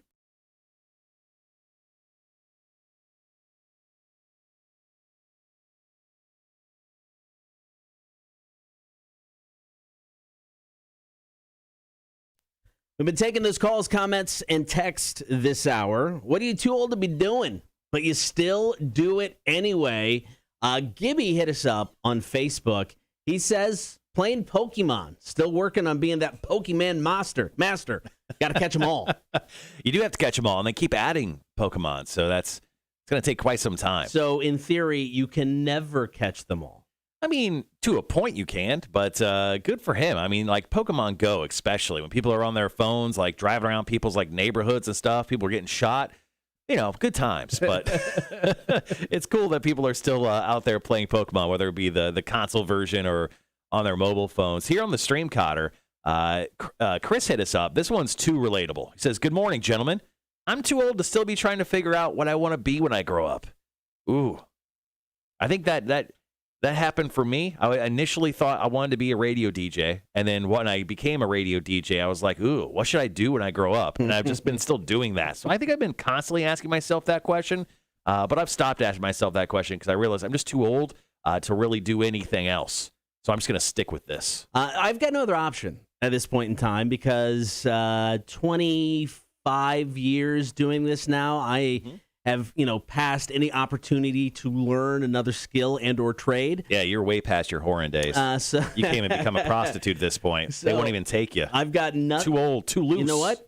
There's a fetish somewhere. Really? Yes. You think, what OnlyFans are you going to start where you're going to sell fetish work? You know what? Don't put it past me. I literally, that's what I'm doing. I'm putting it all past you. Somebody somewhere would be completely into this. That's all I'm saying. All right. And you know what? You're going to have to pay them. That's fine, but they're into it. That's all that matters. All right. We also had Wayne hit us up. And, Wayne, I think this is always okay. Laughing when someone farts or belches. Farts will always be funny. I don't care. I'll be 90 years old. Somebody farts. It's going to be the funniest thing ever. Now, don't quote me on this, but I heard and I'm not a doctor, just to preface this, I heard when you die, there's like some farting and your bowels evacuate themselves. I think even when I'm dead, I may let out one last giggle. Like when that happens to me, I'll be like, haha. or Marshall's final words. He just kind of chuckled a little bit. I don't know. There was a really ridiculous like clown fart, like one that was way too long, and then we think it was his last breath, but it was just and that's how Marshall went out. And I think that is honestly a correct portrayal of my ending. Yeah. Got another one here from Charles. He said basically everything. Work, climbing trees for hunting, working out, day drinking, etc. My mind believes that I'm still in my late 20s, but my body just isn't. Shayna kind of had the same thing, thinking I could drink like 21 when I'm in my 40s. We've talked about this not that long ago. I don't get hungover like I did when I was younger. Now, granted, I was probably drinking more quantity-wise in a sitting when I was younger. But, I did some drinking when I was in Texas. I didn't wake up with a hangover any day. I think it's because we're too smart when we're drinking now. We're drinking because we know our bodies better. Right. So, like, you were probably drinking maybe a lot of ales. It's not like you were out there doing shots of Fireball or something. Oh, God, no. Because you would absolutely be hungover if you were doing that. That's fair. Because I most recently was drinking shots of Fireball one night and realized the next morning when I woke up with a hangover that was a bad decision. All right, Cotter, once again, our question of the day. What are you too old to be doing, but you still do it anyways? Final one here from the stream. Sandy Mamacita hit us up. She said, I'm too old to be flirting with men that are young enough to be my son, but I do it anyway. Nice, you freak. You freak. Sandy always hits on me every time I see her. That's good. Well, she's like, she always asks for a hug, and I'm like, absolutely, Sandy, love you. But she always sneaks her hand a little too south. But I allow it. I allow it. I usually whisper in her ear, thank you. Thank you. Are you smarter than a community college dropout? It's time to play some trivia up for grabs today. Tickets, Marshall, Ayron Jones. Playing District Live next Saturday, October 23rd. If you want a pair of tickets, be the first person to call in right now. We are going to hook you up with those tickets automatically. Then after that, you just play trivia against one of us. Super easy. 7 questions, 60 seconds. That phone number is 1-800-394-1061. Are you smarter than a community college dropout? It's next. Cotter and Marshall, Rock 106.1.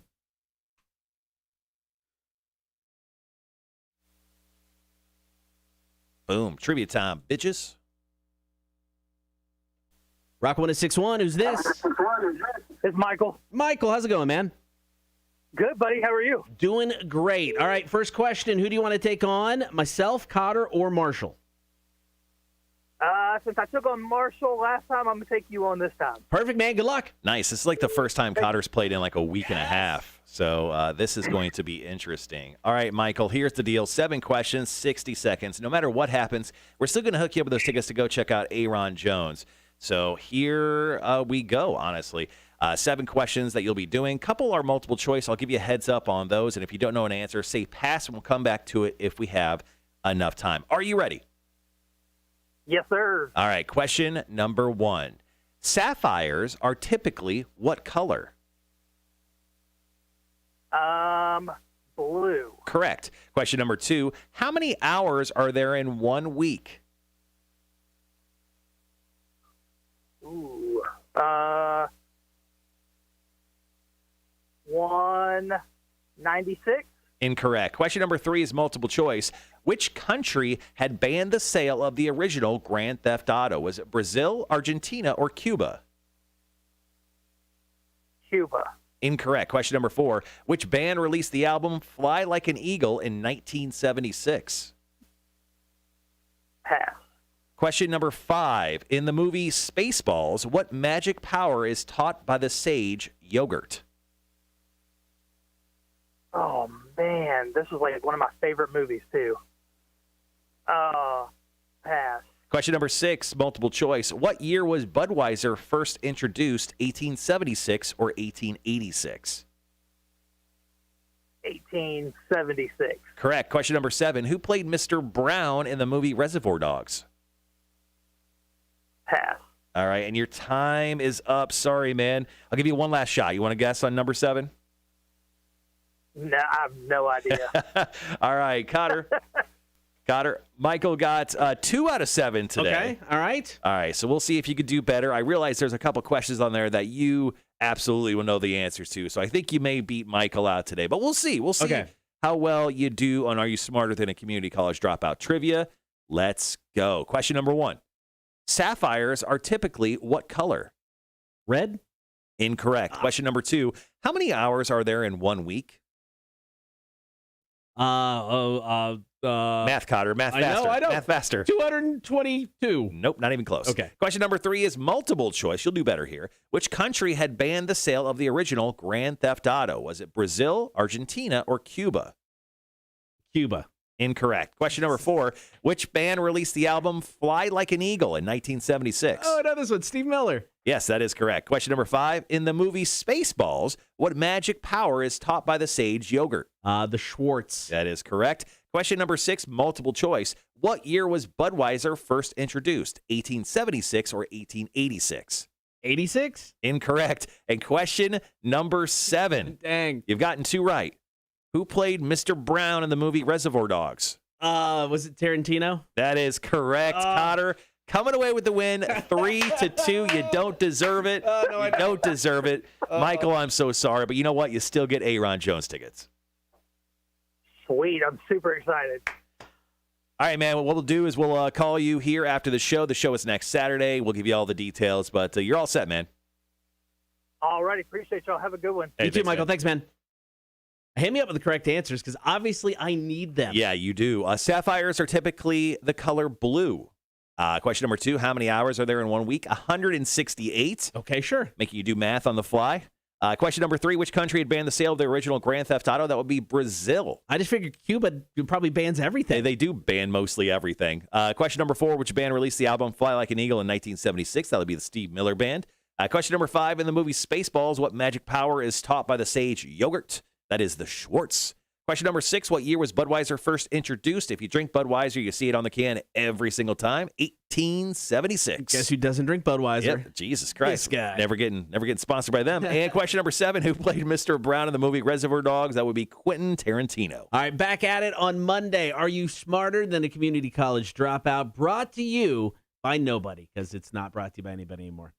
Back at it on Monday, 7:30. Are you smarter than a community college dropout? Cotter and Marshall, Rock 106.1. And we'll be right back.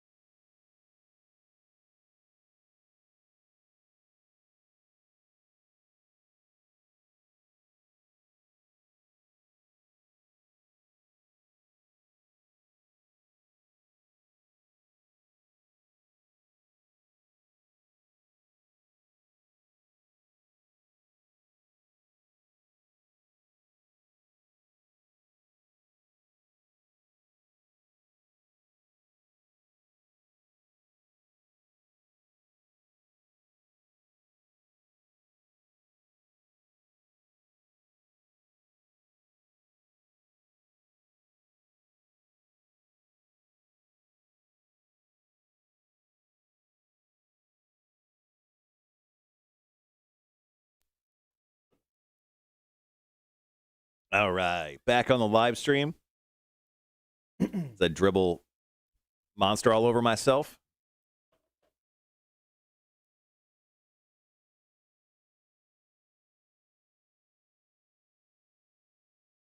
Congrats to Michael for scoring those Ayron Jones tickets. Cotter barely getting the win right there. Ugly. Tony thought my game was a rough one today. Too hard. That's what she said. Literally.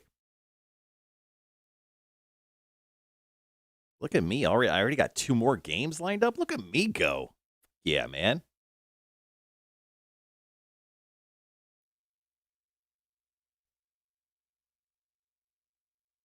Way ahead of the game. And I got a quiz in the face done for next week. Now I just got the rest of the year to deal with.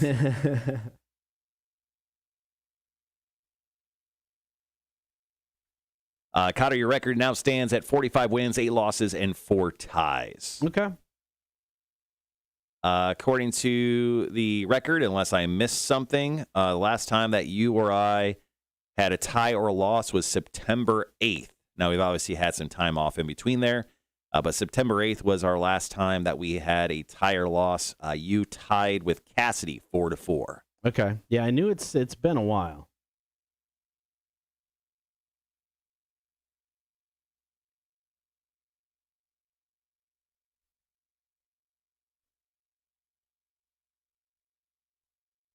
All right, guys, so we got a bit of time to fill here on the stream as we're going to be playing back Are You Smarter Than a Community College Dropout live on the air here. After that, we will get into our 8 o'clock hour. We'll talk about Bobby Filet. He made some news recently. He's no longer going to be a part of the Food Network. So we'll talk about what he did, what he was asking for, and, well, what didn't happen for him. And then we'll jump into us power ranking some of our favorite celebrity chefs of all time. We'll also jump into the dangers of social media and some vending machine airplane tickets. And then top the 9 o'clock hour, we got beer for breakfast. Marcus Dove of Custom Hustle Tattoo will be stopping in. I'll go ahead and reveal the beers that we're going to be drinking today. Okay.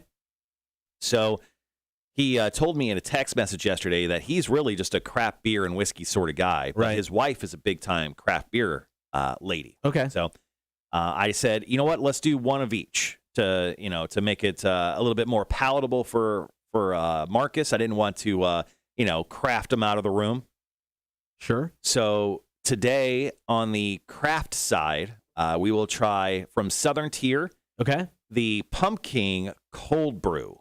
It is a variant of their Pumpkin, which is quite popular. You may see Pumpkin in some local restaurants. I saw it in Kayak Cafe just the other day.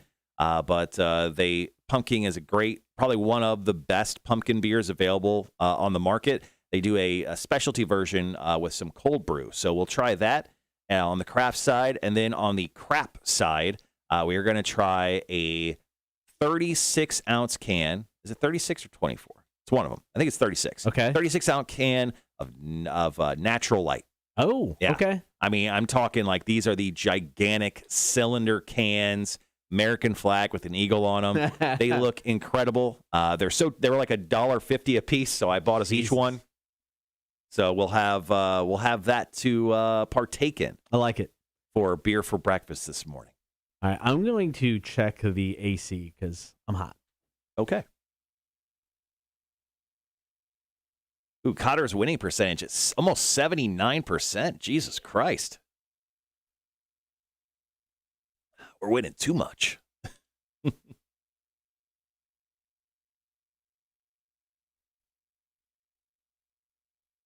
So we're going to be reworking, I think, some of our graphics here. So on my solo cam is what I think potentially our new graphics package could be. I wanted to go more full screen as opposed to all the little graphic stuff. But I'm kind of excited about what we're doing there. But we'll debut that fully later on.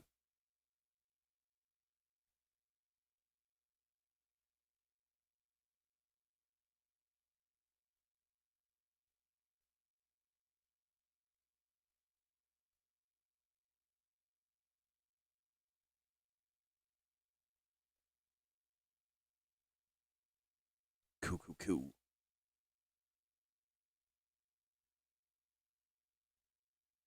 So unfortunately today, we talked about it yesterday on the live stream, but Lauren Wolverton, who came in and did explain The Bachelor for us, the show's over with Bachelor in Paradise, unfortunately. But she's going to come in.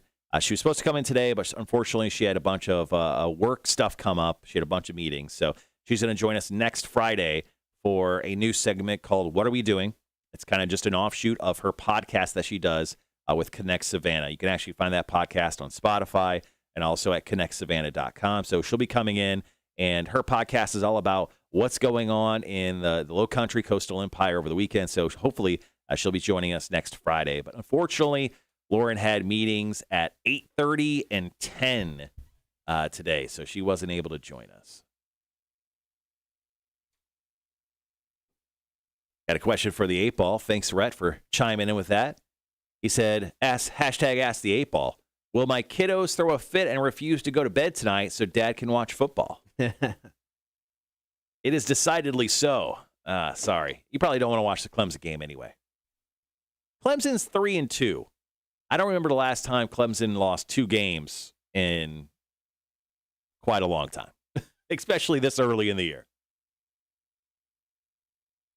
Yeah, it's been a while. Who are the Dogs playing this week? You know what? I don't know.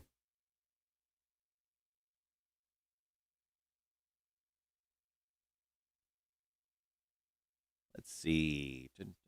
Tomorrow we're taking on number 11 Kentucky. And then the week after that, it's number 20 Florida in Gainesville. So we're at home this weekend. Games at 3:30 tomorrow, and then the Bulldogs take on Florida October 30th, Halloween weekend. So I guess they have like a little bye week next week. Okay. Who else do we got coming up? We got Missouri. That's a win. Tennessee. That's a win. Georgia Tech. Sorry. That's a win. Charleston. Oh, Christ. Charleston South University. That's a guaranteed win. People are saying the Georgia defense is so good that it may be one of the best college defenses ever. Wow. Ever. Okay. And they're talking that the majority of the defense could be drafted within like the first 5 rounds of Jesus. Yeah, they said that. I think what I recently heard from an analyst was between Alabama and Georgia, there may be 50 players taken from just those 2 teams in this coming year's draft within the first 5 rounds. 50 players. That's essentially one whole team. Stupid. That's going to be drafted.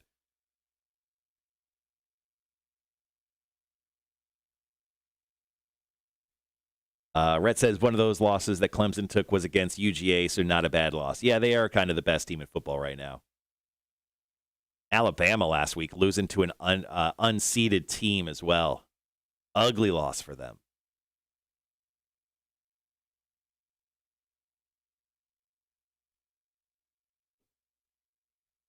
All right, so we're in trivia now.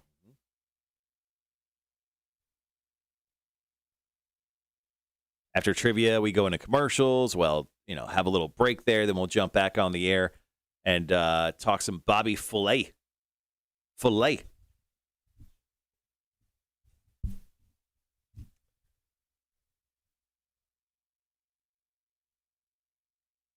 So another member of Korn has tested positive for COVID. I think that makes technically 3 members who have had COVID now. So okay. Ray Loser, who's the drummer for Korn, has just come down with COVID-19. Monkey has officially had it. Right. Jonathan Davis has had it. I don't think Head has got it. And then Fieldy's currently not on tour with the band because he's dealing with personal issues. So, yeah. Oof. Rough go for Korn there. They're definitely not following their band protocol like so many other bands are. So I found this story yesterday about James Hetfield. So James Hetfield originally wasn't supposed to be the lead singer of the band. What was he going to do? Of Metallica. So Hetfield, let's see, was on a Sirius XM podcasty thing called Road Dogg Brothers, where he told stories from touring with other bands throughout Metallica's career. During the particular podcast, he talked about being on tour with Armored Saint. He goes, a lot of those early memories were celebrated with a band called Armored Saint, who were a fellow LA band back in the early 80s. When we were getting started, obviously John Bush was a singer we got to know really well. We really, really tried to get him into the band as the singer. It didn't work out. He was dedicated and very in love with what he was doing with his brothers in Armored Saint, and we absolutely respected that. So Metallica's, I guess, original thought for lead singer for the band was supposed to be John Bush. He was Interesting with Armored Saint, but James Hetfield stepped in, won everyone over in the band when he said, "Yeah." See, Armored Saint. I know the band's name really, really well. I mean, I are they still active to the? So, according to Wikipedia, take it as you will, they were active from 82 to 92, took a break, got back together in 99, and have been active ever since. Yeah, I think I was going to say, I mean, I still see stuff from the band. They just released an album last year, came out in October of 2020. So there you go. Yep, John Bush has been the lead singer the entire time.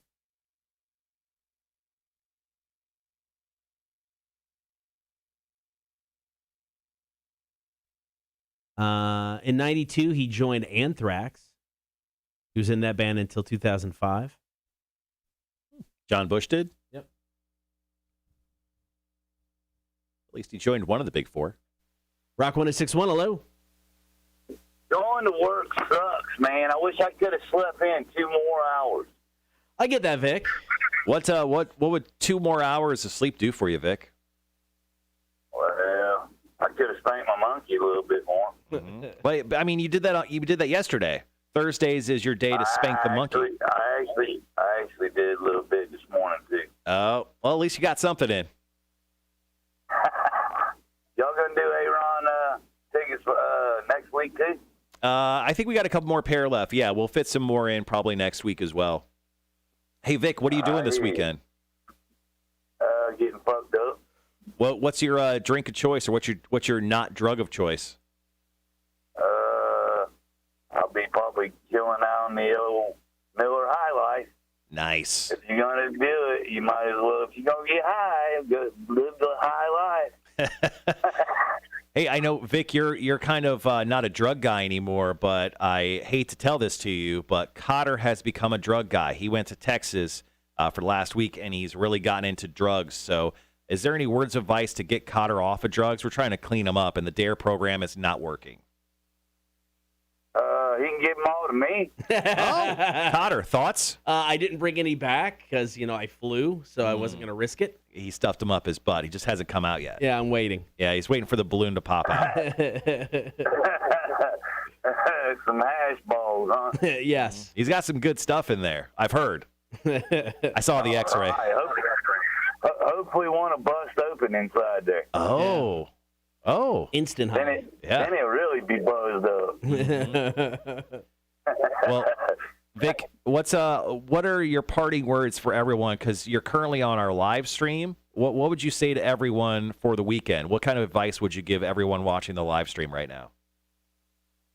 Party down all weekend long. Hell yeah. Party down, everyone. Sun up. From sun up to sun up. Oh, that's a long time. I can't go that long. That's ridiculous. All right, Vic, we love you, brother. Have a good day. Hopefully work goes good for you today. No, top of the morning to y'all. All right, see you, man. Later. You hear that, everyone? You got a party this weekend. Sun up to sun up. Vic. You gonna do any drugs this weekend? No, I'm not.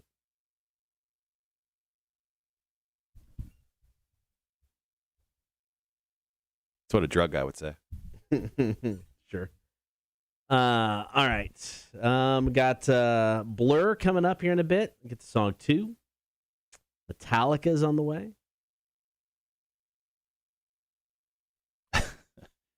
Brett says, Cotter, the drug mule.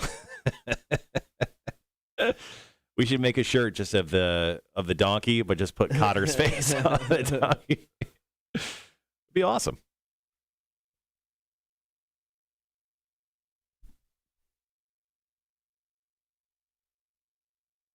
Mm, Vic being overly productive today. That's right, Wanda. He got up early. He said he needed 2 more hours of sleep, but he didn't get it. But he's still going to work on time. I think he has to be at work by 7:30, 8 o'clock. So He does seem rather punctual when it comes to getting to work, right? yeah, he seems like he's not showing up at like 9:30 or 10 o'clock every day. He's always getting to work on time.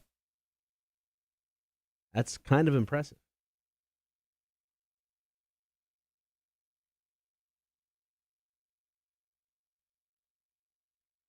So Halloween Kills comes out today on Peacock. If I get enough time this weekend, I'd really like to fit in a viewing of that. It's not getting a whole lot of love on like Rotten Tomatoes and stuff. I think it was down in the 60s, maybe the 50s just last night. I'm going to check real quick. Really? Yeah.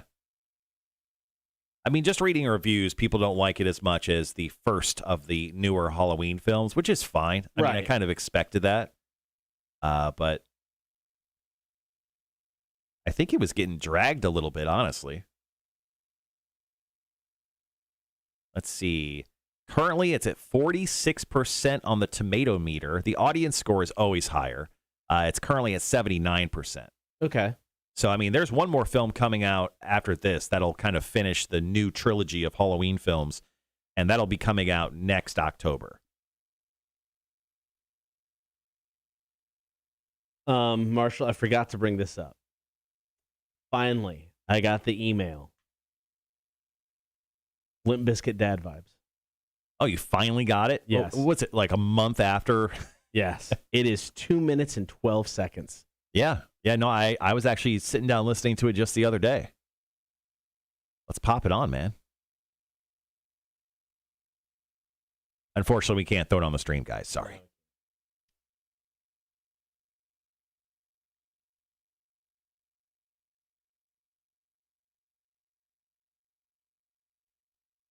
So I was I was at bingo last night. So I host bingo over at the Draft Room at Berwick on Thursdays.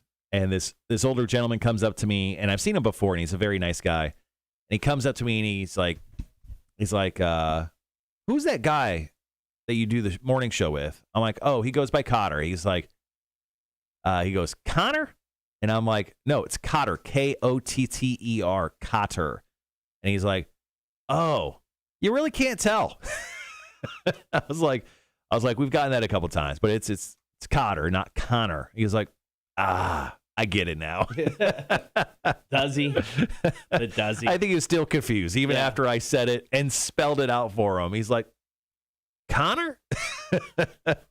No, sir. No. Yeah, it's all right. Maybe throw a harder T in when you say your name. Cotter. Cot. Pause. Dramatic pause. Tur.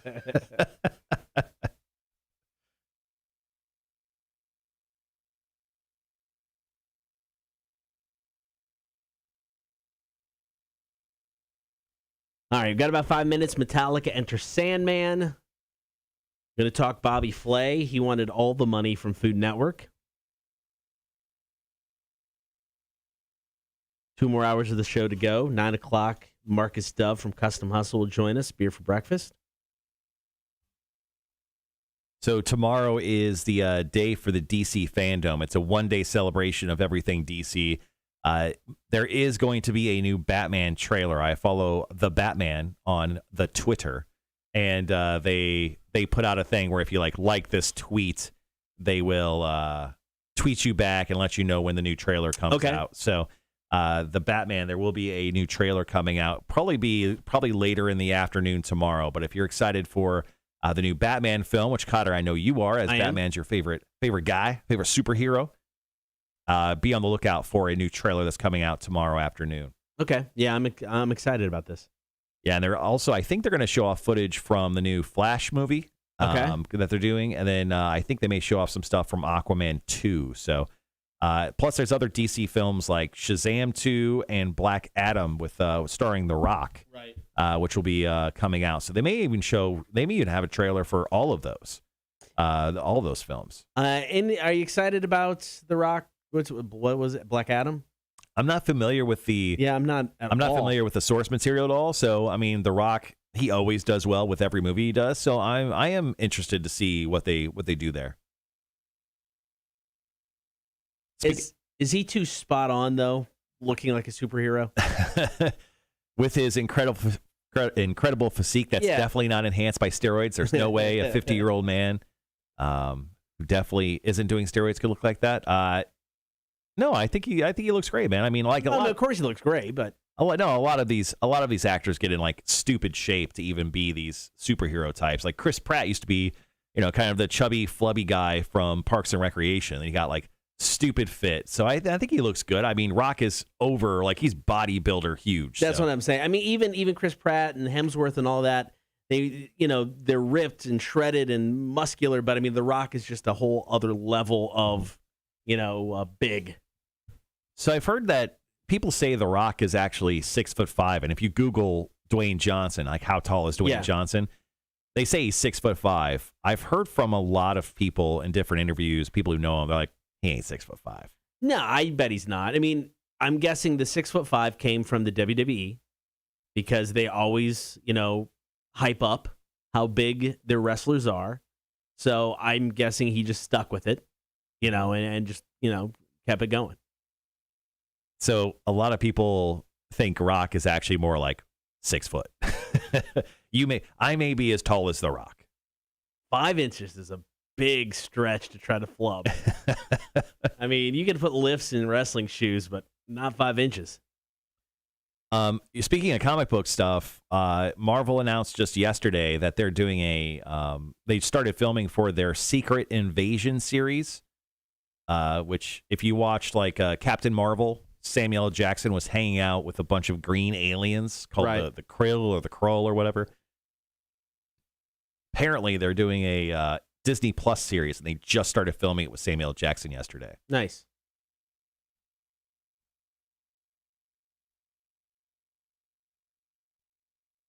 All right, we got just over a minute, guys. Just over a minute.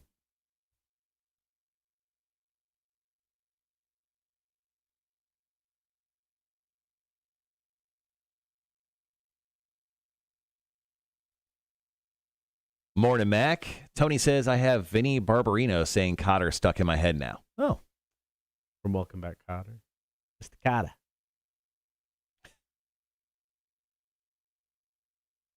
All right, 40-ish seconds.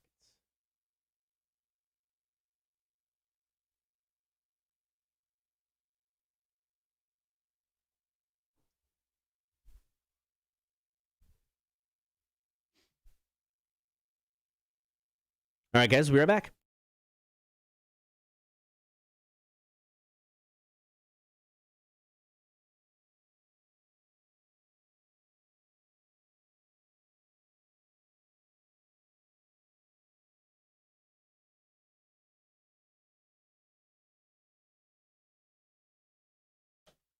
Bobby Flay seems to be parting ways with the Food Network because he wanted all of the money. Got that story coming up next.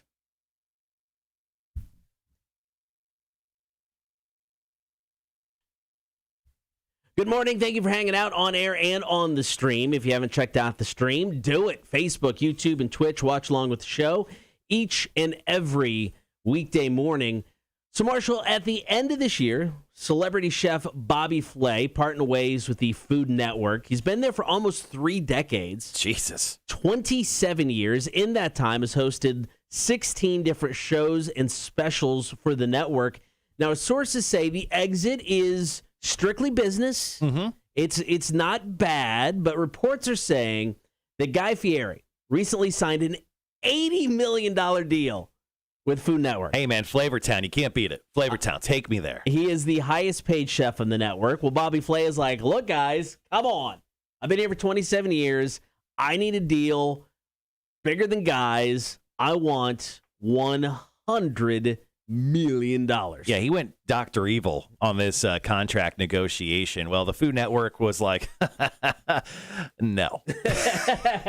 Like, that's cute, but we'll pass on this possible $100 million situation. So, yeah, Bobby Flay's not going to be with the Food Network anymore. Now, when you think of like top chefs, Cotter, I'm sorry, I don't think of Bobby Flay. I think, and I mean, I don't know the guy, but I think he comes across as kind of douchey.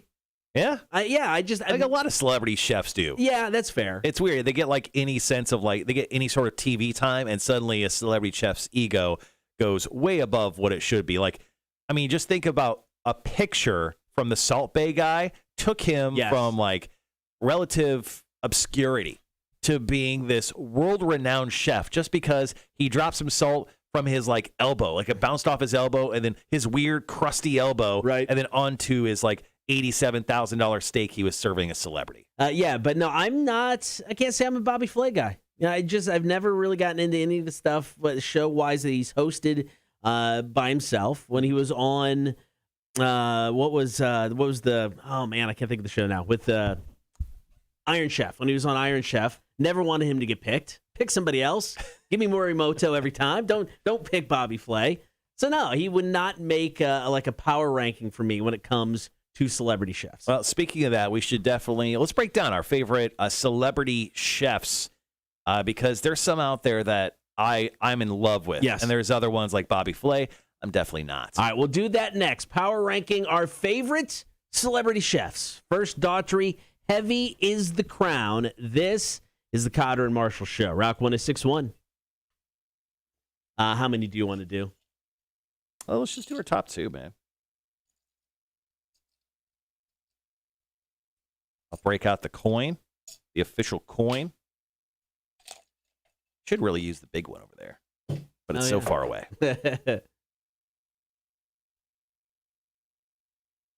Charles says, Justin Wilson, greatest TV chef ever. All right, guys, who's your favorite celebrity TV chef? Also, who the hell is Justin Wilson? I'm like, I've never heard of that guy. Oh, he's old school. Justin E. Wilson was a Southern American chef and humorist known for his brand of Cajun-inspired cuisine, humor, and storytelling. He died 20 years ago in Baton Rouge, Louisiana. Oh, wait a second. Is it? Older guy wearing like a bolo-ish kind of long bow tie. I think I know which one he is. Yep. Okay.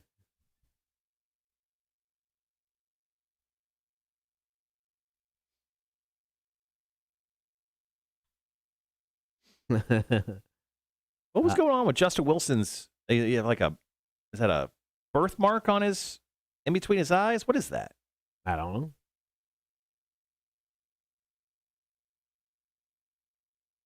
It's something going on in a bunch of these pictures. All right. You got about 2 minutes. 2 minutes.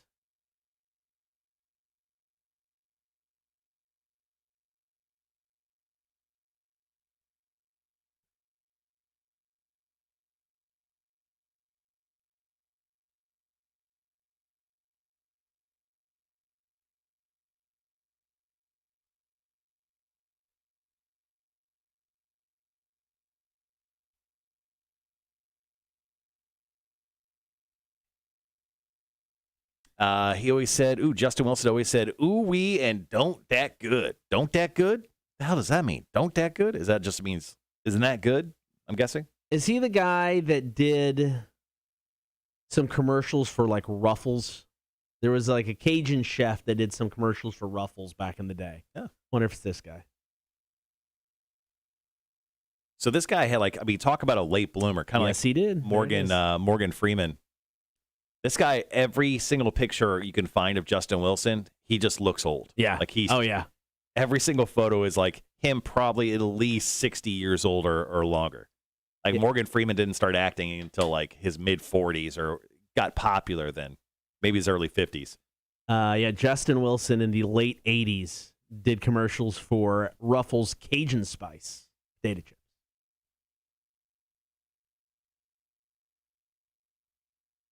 All right, guys, 30 seconds. We'll be right back.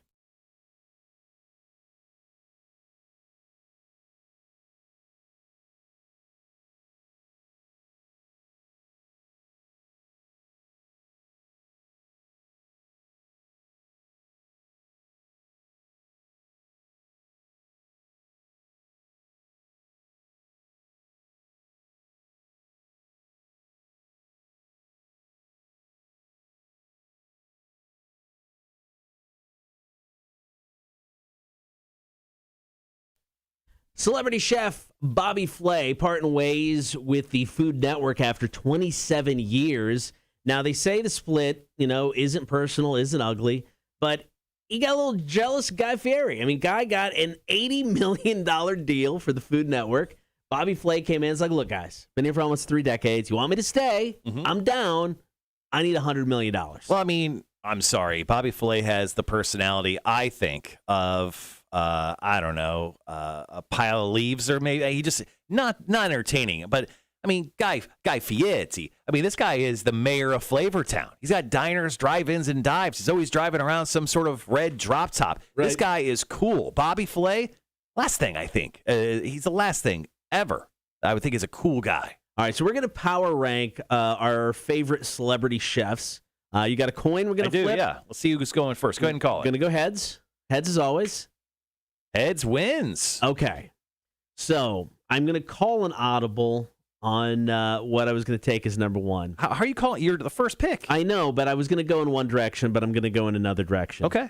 I'm going to go Gordon Ramsay for my first pick. I mean, I think when you think of celebrity TV chefs, this guy's got to be the first person who comes to mind. So many shows on Fox. I mean, he saves restaurants. He's got MasterChef. He's teaching kids. He's cussing people out on a regular basis. I just really find this man highly entertaining. And if I could have a beer with him, I think that would be one of just a great conversation over some brews. He just called you a donkey the entire time. And that's okay. I'll take it. Say whatever you want. You dumb donkey. I mean, because I'm guessing he's got the money. He'll buy the beers. He can say whatever he wants. Well, as long as he's at one of his restaurants, he'll just compliment. That's true. I'll take it. That's fine. All right. Well, with my number one pick when it comes to the top celebrity chefs out there, lots of great ones. I already mentioned. I'm gonna go Guy Fieri. I mean, he's. I watch more diners, drive-ins, and dives than probably any human alive on this planet. I love that show. When I go out of town, I look for diner, drive-ins, and dives restaurants that he's visited in weird towns that I go visit, just so I can go to those same exact restaurants, taste the same food he tasted, because everything blows this man's mind. Yes. Everything. And it's awesome. And you can tell the ones he's not into, and he's still trying really hard. Like, I know what you're saying, Guy. With the eyes, I can tell. So Guy is going to be my number one celebrity chef. I think that's a good pick, and I think he's on a little bit of a renaissance right now, if you will. I mean, I think there was a lot of people just hated on him to hate on him.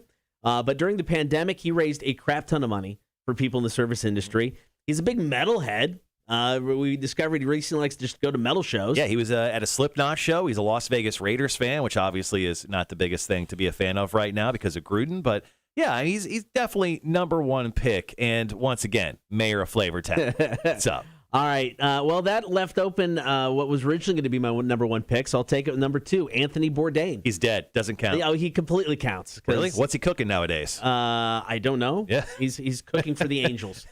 No, I mean, it's like he started out, as just an old school down and dirty chef. He, turned that in to this great, travel show host that involved all kinds of exotic locales and exotic foods.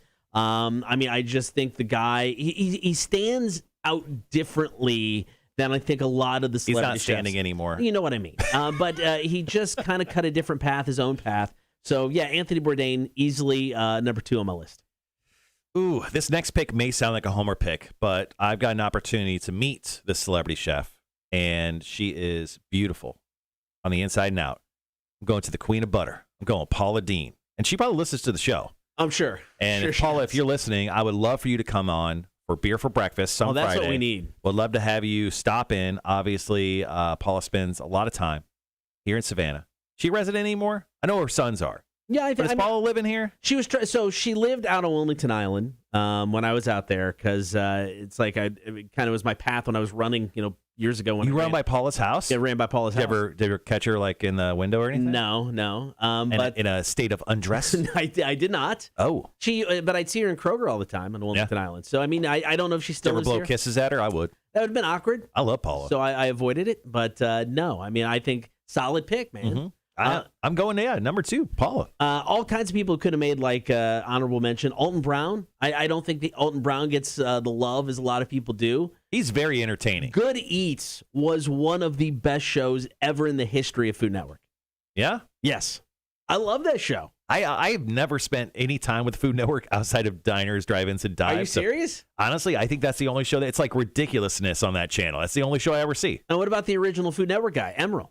Bam! Oh, Emerald Lagasse. Yes. I helped, no big deal, I helped open Emerald's first Las Vegas location, the Emerald Lagasse Sportsbook. So what do you mean you helped open it? You like open a door? You walked inside? Exactly. So the very first day of its opening, I did a radio broadcast with my sports talk radio station there. Okay. And we helped do a live broadcast there, yeah. I like it. All right, coming up next, if you could fly someplace for $45, yet you didn't know where you were going, would you do it?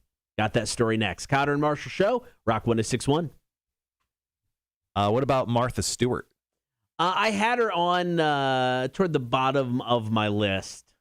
But yeah, I mean, I don't know if she's truly a celebrity chef, a lifestyle celebrity who cooks. I mean, I think you could lump her in there. Rachel Ray. My buddy Morty has the biggest crush on Rachel Ray. I would definitely put Rachel She's Ray cute. up there. Yeah. Yeah, I like that. Wolfgang Puck? No, I'm not a big fan of Wolfgang Puck. Yeah, I've always walked by his restaurants. There was a bunch in Vegas. He always seemed to have a restaurant out there. And that was, I think we covered everyone else on my list. You got anyone else that we're missing? I put Julie Child just because everybody knows who she is. Oh, yeah. You know, and kind of, I don't want to say the first celebrity chef, but I mean, definitely a big influence on the format of that TV chef. So, I mean, I think she deserves to be on that list. I had one of the worst experiences ever out of Wolfgang Puck restaurant. They had, I don't know if it's still there, but there was one in downtown Disney, whatever they call it now.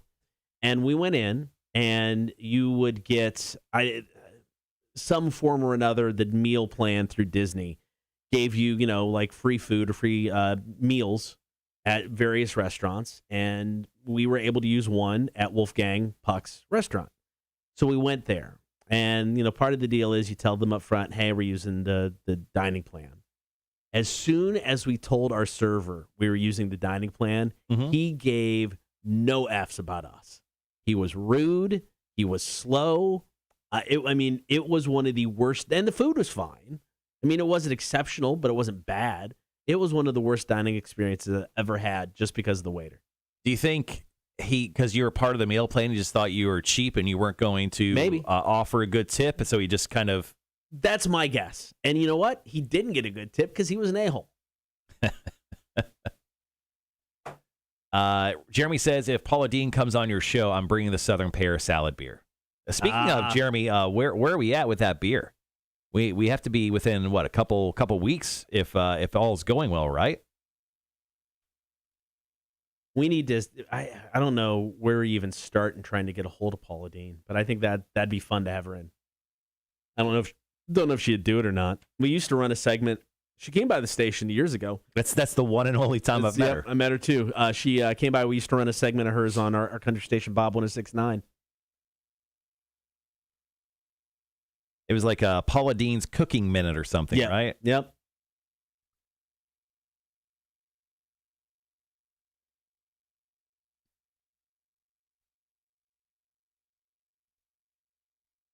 So if you Google, where is Paula Deen now? On Google, it says Savannah, Georgia. Deen resides in Savannah, where she owns and operates the Lady and Sons restaurant and Paula Deen's Creek House with her sons, Jamie and Bobby Deen. She has published 15 cookbooks. I forgot she owned that place, yeah. Because it was open. Because that restaurant initially, because that's the one out on like Whitmarsh, Wilmington Island. And that's kind of where her whole, issues for years started, was through there, I guess. And they closed it down almost right away. And then they rebranded and reopened it. Before, it was really, really good. I haven't been there since they've reopened it. I've never been to Lady and Sons. My wife has been there. She said it's good. Been there a couple times. Okay. Rhett says you can't forget the combo of Martha Stewart and Snoop Dogg. Snoop, yeah. Ooh, the beer's about ready, too. Nice. So, our other buddy, Dave, who runs Debilation Brewing Company, he just put out a Low Country Boil Pale Ale. Saw that. And it had some sort of weird, like, Old Bay rim on it. Yeah. It was, I haven't been out to Debilation in a minute, but, man, it looked oddly interesting. I kind of wanted to try it. I think they also had, like, a pumpkin ale out there, too. Okay. I think I just got too much grown-up stuff to do this weekend. I don't know if I'm going to be able to get out and go drink beers like a normal person. Yeah, I don't think so. It's almost that time of year, too, where I subtly shift from beer to liquor. I usually do like summertime, it's always beer. Right. And this past couple of years has definitely been a lot of a cheap beer. But usually wintertime, I just shift to like just drinking straight up old fashions and stay away from beer. I watched The Big Lebowski the other day, and I really want some White Russian. White Russians. So the draft room Delicious. Berwick did pumpkin White Russians last year. So good. And I asked them if they were going to bring them back, and they said they didn't know. And I was like, be a real shame if you didn't. Real shame. Those were utterly delicious. All right, guys, got about 4 minutes. Talking about this story with an airport in Japan, or I should say the airline that's doing this.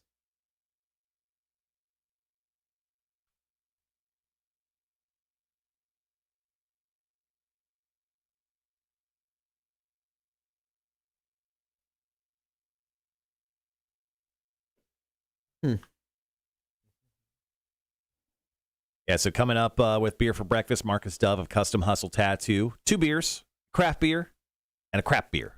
Craft, crap. I couldn't tell. Oh, shoot, maybe I could. Last time I had Natty Light. So when I first got here, the first year I was here, they had a Battle of the Bands down at Livewire, place, the venue that used to be on River Street, and went down there to judge. It's where I met my buddy Jay Lane. He used to be a sales guy for Connect Savannah. Since moved, 4 or 5 years ago. Mm-hmm. But they had Natty Light Tall Boys for like $1.50. So Jay and I were like, we're in. So we just sat there and pounded Natty Light Tall Boys for 3 hours over like the course of 2 weekends for this Battle of the Bands. That may have been the last time I had a straight up Natty Light. And now I've had Natter Days since, but a straight up Natty Light, I think that was the last time. Got about 2.5 minutes. So I actually just had to Google because I was curious. I wasn't sure, but Natural Light is Natty Light, and I was like, I wonder if that's actually different brands. No, but they're not. It's just like a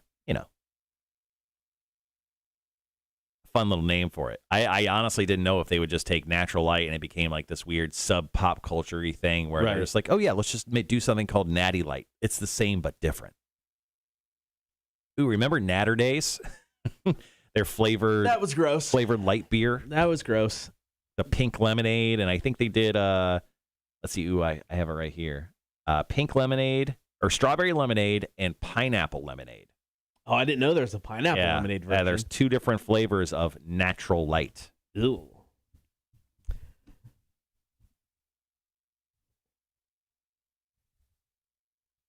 I got about 90 seconds. So the Cardinals have made it to the playoffs 3 years in a row, yet they just fired their head coach or their manager. It sounds like a Tom Thibodeau situation. Said they let him go over philosophical differences. I think that's exactly what the Chicago Bulls did when they fired Tom Thibodeau. Okay. I don't know. It's weird.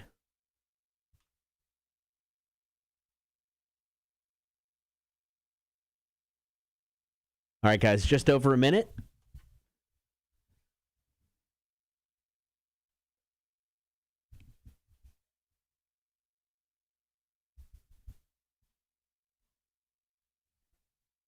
Cam's still talking about that. Got to try the Natty Light vodka. No, we don't. We are good.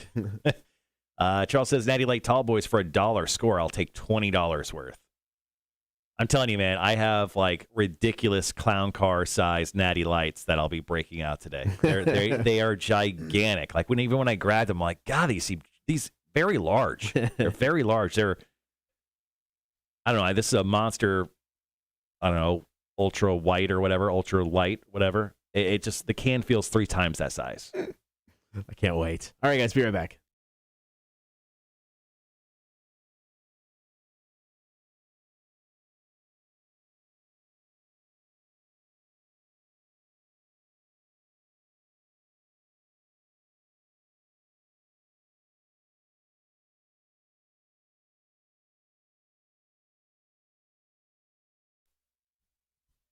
Marshall, if you could fly somewhere for $45, but you didn't know where you were going, would you do it?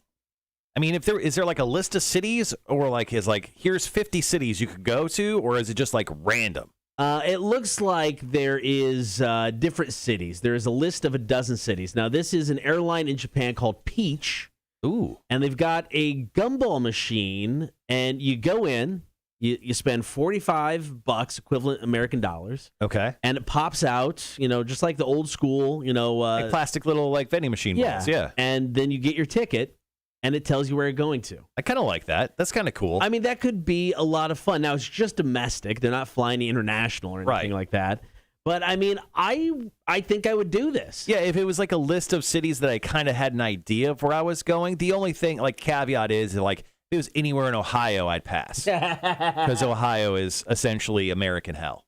I've been there. I can confirm. Yeah, I mean, I think if you had the list out and it was a place that you could go for a day, do some things, and then fly back, right? I'd be cool. Like if I was going to Columbus, Ohio, I would just I would down the plane.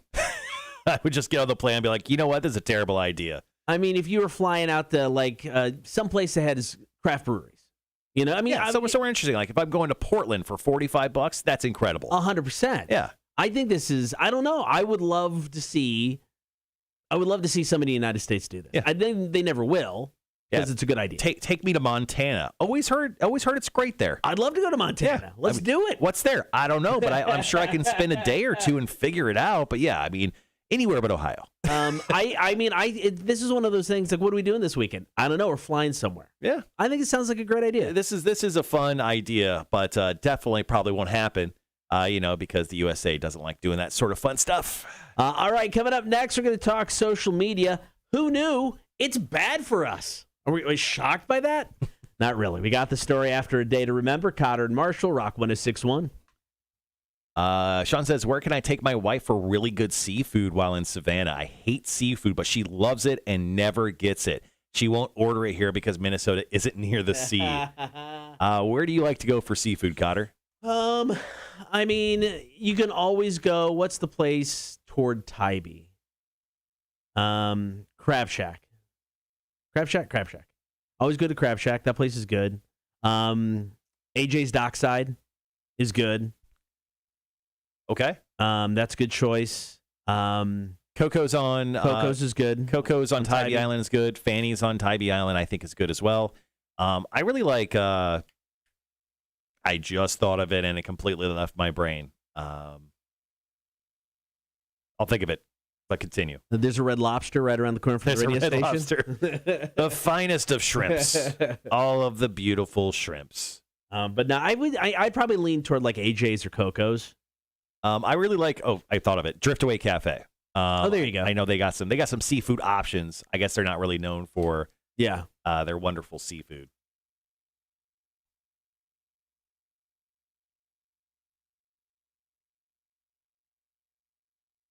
Let's see. I'm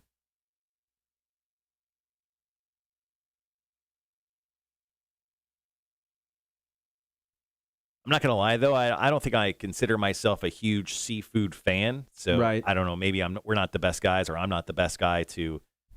I love seafood. I don't eat it very often, to be honest.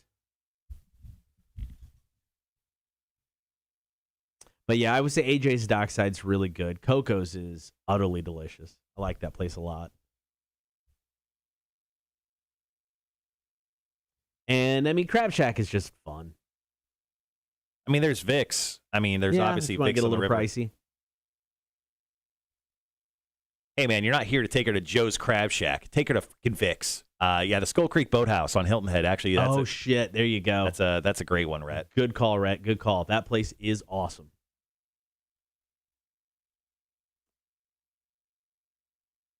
Yeah, take her out to Skull Creek Boathouse. I think that's a great option. Or just take her out to Coco's real quick on Tybee.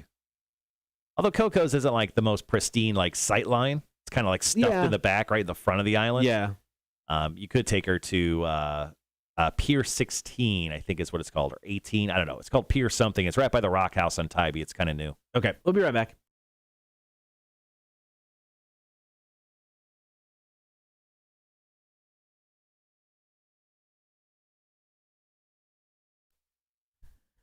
So you're saying social media could be bad for us? What? Got that story coming up next.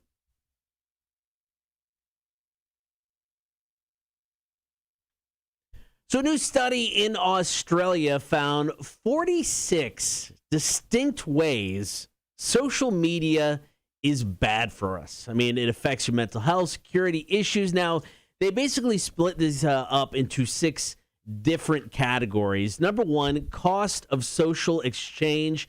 It's catch-all for things like wasting time, energy on social media. Also, psychological harm, like making us jealous and anxious. Yeah, I don't know. There's just so much stuff with social media that you got to keep in perspective. Like, you can't take really anything personally unless you're, for some reason, getting like attacked or anything. But yeah, the social media in general, yes, does take a toll on us in a lot of ways, and especially if you're on multiple platforms. Yes. Yeah, especially if like us who are on multiple platforms, it could take a lot and a lot of time. Number 2, annoying content. This includes anything that annoys, upsets, or irritates you, which is, at this point in time, pretty much all of social media for me. Yeah, I mean, the best thing you could do, honestly, is to block everything. I block. There are certain people who they give that option where, like, oh, you can stay friends with them. Yeah. But you can just no longer see their content. I've blocked quite a few people that way because, I don't know, my views don't line up with other people, and that's fine. And I still like them as people, except, they like to sometimes spout off so much on social media. I just don't want to really see it. So I kind of just block people that way. I blocked my mom. Wow. I did. I mean, Jesus. It was the same thing. It was just, she was just posting kind of crazy stuff. And the last straw, she posted something about teachers. And I went, 2 of your daughter-in-laws are teachers. Right. What are you doing? Maybe she's got a beef. She's just trying to throw it out there. I don't know. Number 3, privacy concerns. Now, this is probably my biggest thing with social media. I mean, anymore, you're just putting yourself out there way too much. Yeah, it's weird. I was actually looking up someone on social media that I met just recently. They shot me a friend request. I'm like, cool. And I was like, I actually don't know much about this person. So I hit about, and their phone number was there.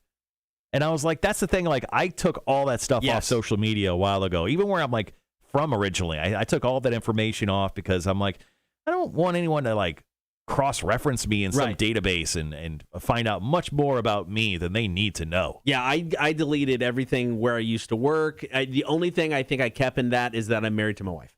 Mm-hmm. That's the only, everything else gone. Security threats. Is it weird that she deleted that part about you? No, I'm used to it by now. Security threats, number 4, kind of like the privacy concerns. There's just way too many things, ways for people or organizations to get your information. I mean, the internet is uber convenient for many, many reasons, but also scary for many. And this is the biggest one for me. Yeah, we're just currency, really, when it comes to these larger companies. Because they just it's 100%. We've blatantly given all of our information out for free, and they just sell our email addresses, and that's why we get all served different ads, and that's weird. Like when I talk about toasters, and I'm going to get a toaster ad later on my phone because they're definitely not listening to us through our phones. I'm going to get served that because I'm talking about it. My phone's listening to me because it's 3 inches away. Talking about ways social media is bad for us. Also, cyberbullying, which is a big thing anymore, and then just low performance, just distracting us from at work or just life in general. Mm-hmm. Well, sometimes it's a good thing to distract ourselves because sometimes our lives can suck. But that's true. I get it. I mean, a lot of people that we work with, I know, spend quite a bit of time on social media, and they say it's part of their jobs, but sometimes I see what they're looking at, and I'm like, that's actually has nothing to do with radio. It's show prep. Anything can be lumped into show prep. Yeah. That's the beauty of our jobs. 100%. All right, so what are some specific things that annoy you about social media? You can hit us up online. You can also hit us up with a text, 800-394-1061. Marshall and I will run down some of ours coming up next. So some specific things that we just don't like about social media. We'll give you those next. Cotter and Marshall Show, Rock 1061.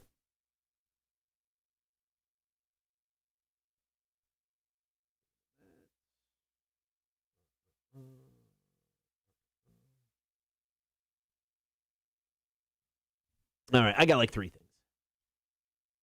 Yeah, I got like 3-ish things, I guess, as well. Yeah. All right, guys, we're going to go over some stuff that, we don't exactly love about social media here coming up next. Then after that, we got beer for breakfast. Special guest in studio is going to be Marcus Dove of Kustom Hustle Tattoo. I shot him a message this morning. I always get nervous, obviously for our guests who have never joined us before in studio.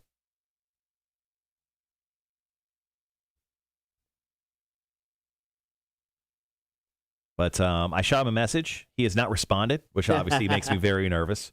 But, cross my fingers, everything turns out well. I never heard from the big guy at all.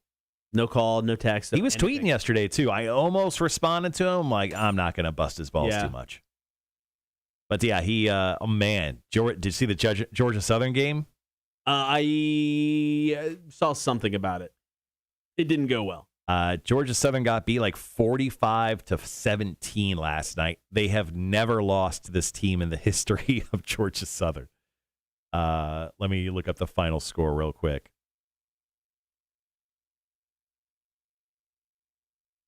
Sorry, 41-14 last night. At halftime, they were down 31-8. So the South Alabama Jaguars. You ever heard of them? Nope. They just completely shellacked Georgia Southern last night. Definitely a down year. You can say that. I think that's fair. Sean, your question of Trailer Park, is it any good? Yes. It is good. They have a sister restaurant called Hitch, which is pretty much the same exact thing. Just bigger. Almost the same menu. The venue's bigger, but definitely worth checking out. Yeah, Trailer Park's good. I always, Green Truck, if you haven't been there, is always a favorite of mine when it comes to a local. Personally, I think Green Truck's overrated. Really? I'm all in. Their burgers, their ketchup, their fries, all of it. I like it.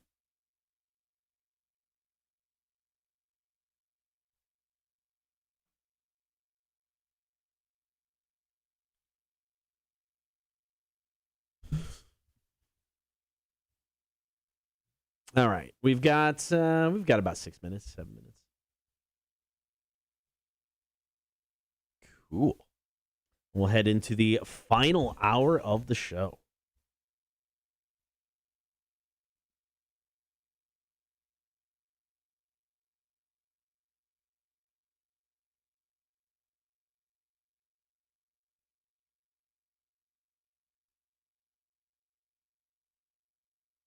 Yeah, last night, Charles said at one point it was, I guess, Georgia Southern scored 8 points before halftime hit, but they were down 31-0. Jesus. Yeah, that's not good.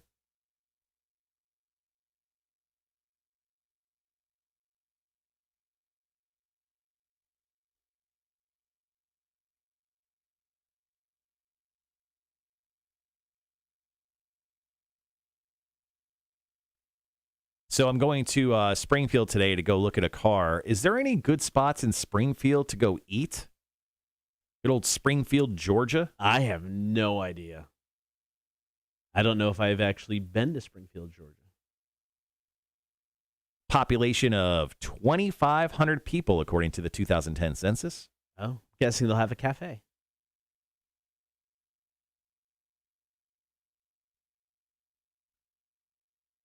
Rhett says, so the press is all stacked up in our parking lot trying to get a shot of Murdaugh. He was arrested in Florida and is being extradited back here. Yeah, I saw that story yesterday. Oh. Rhett says, we got a CNN truck along with a Fox News and NBC plus some local affiliates. Yeah, so Murdaugh, for some reason, was arrested. I forget the exact reason. But God, people love this story. It's crazy, man. It's just a bonkers, off-the-wall, crazy story. So he was charged. He was charged with swindling the sons of a dead housekeeper. That sounds like they're like, hey, guys, we got to get him in for something. Can we write something up? So, according to this New York Times story, Mr. Murdaugh, the scion of a legal dynasty in South Carolina, is accused of pocketing $2.8 million in settlement money that was supposed to go to a housekeeper's family. Now, they just found this out, I guess, yesterday and just arrested him. So add this to the craziness. So Mr. Murdaugh, 53, was taken in custody at a drug detox center in Orlando and charged with 2 counts of obtaining property by false pretenses, a felony with a maximum penalty of 10 years in prison. He was booked in a jail in Orlando. The charges stem from the settlement that Mr. Murdaugh and his insurers reached with the sons of the housekeeper, Gloria Satterfield, who died in 2018 after falling on the front steps of the Murdaugh's family rural home in Islandton, South Carolina. Following Miss Satterfield's death, Mr. Murdaugh referred her 2 sons to a lawyer he promised would help them. The sons claimed in a recent lawsuit that he did not disclose that the lawyer, Corey Fleming, was a close friend and former college roommate. Mr. Fleming eventually negotiated a $4.3 million settlement with Mr. Murdaugh, under which Miss Satterfield's sons, Tony Satterfield and Brian Harriet, would be paid about $2.8 million after lawyers' fees. But the sons in their lawsuit said they were never told about the settlement and never received any money. Whoa. Instead, according to the suit, Mr. Murdaugh had directed Mr. Fleming to send the money to him to set up a fund for Mr. Satterfield's adult sons, more than $3 million. The lawsuit said it all wound up in the personal bank account of Mr. Murdaugh. Woo! This dude is a grade A piece of shit. Yes. So I know it's a hot take, but do you think potentially, possibly, allegedly, he murdered his wife and son? Allegedly, yes. Yeah, you think so? Allegedly? Allegedly, yeah. yes. That's what I'm hearing on the streets. Allegedly. That's what I'm hearing on the streets. All right, got about 90 seconds, guys. Charles Asseret, have you ever said to the perp, I am the law? Rhett replied, nope, never said that, but I have played I Broke the Law and the Law Won. Nice. That is awesome. Just chasing somebody down, a high-speed chase. You throw that on. I'm guessing he probably played it when the perp was like in the back of the vehicle. Yeah. Just to let him know. Man, the Murdaugh case, I think, what do we read? That there was an HBO Max documentary that's coming out on him? I don't remember the platform, but yeah, somebody's already working on. Yeah, I think I remember it being HBO Max. Okay. But yeah, it's supposedly next year.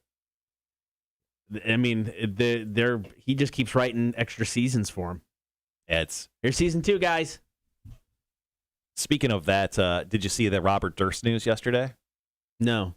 So Robert Durst was the guy who they did that documentary on HBO. Yeah. Supposedly he killed his girlfriend way back in the day and then killed some other lady. He was finally convicted yesterday, life imprisonment. Good for him. He looks like the Crypt Keeper. He's that old now. Ugh. Yeah, he looks like he's on the verge of death. All right, guys, we'll be right back.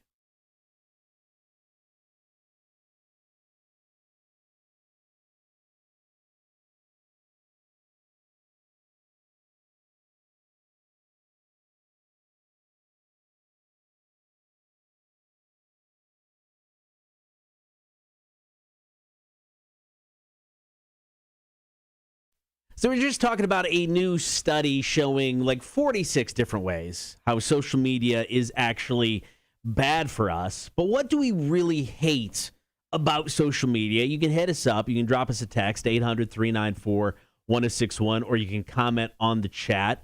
Marshall, what are some things about social media that you just can't stand? I hate anything that's not your pets or food. Give me all of your dog, even cats. And I'm not a cat guy, but I'll look at pictures of your cute little kitties. Yeah. And your food. Wherever you eat, I would like to see a picture of it. I'm in for that because it's a way to discover new restaurants or I want to go there. I got to try that. I agree with that. But everything else, like you at the baseball game, I don't care. Your baby, I really do not care about your baby. And no matter what, whether it's like a fashion shoot or just like you and your baby just like riding a bike down the street, I do not care about your baby. But your dog, I'm super into. Not like weird, like bestiality wise, just like it's a cool dog. I'd like to pet that dog. Yeah, I get that. Also, yeah, and like, and if you're eating like a delicious cheeseburger, like really get in there, get like a good shot of that cheeseburger. Make me want that cheeseburger because I'm in, like totally. Social media influencers may be some of the worst people on the planet. Ooh. The entitlement, it's like there's so many stories now about how businesses have to deal with social media influencers, how they'll reach out to maybe like a restaurant or a hotel and be like, I have 100,000 followers. Let me stay for free. I'm happy to, tag you in a post. Right. And it's the best when the owner of the business basically just like, F you. But the sense of entitlement from anybody who wants to be a social media influencer, it's not a job, guys. It's not a job. Please stop. Some people have proven that it can be, though. I know. The Logan brothers. They've turned it into a career. Ticks me off so much. Are you mad because you aren't an influencer? No, I wouldn't want to be that because it's like you see so often how it's just utterly fake.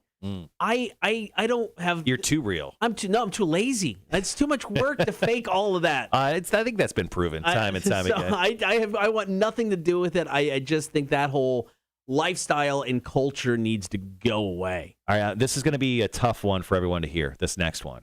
But what we hate about social media, what we hate.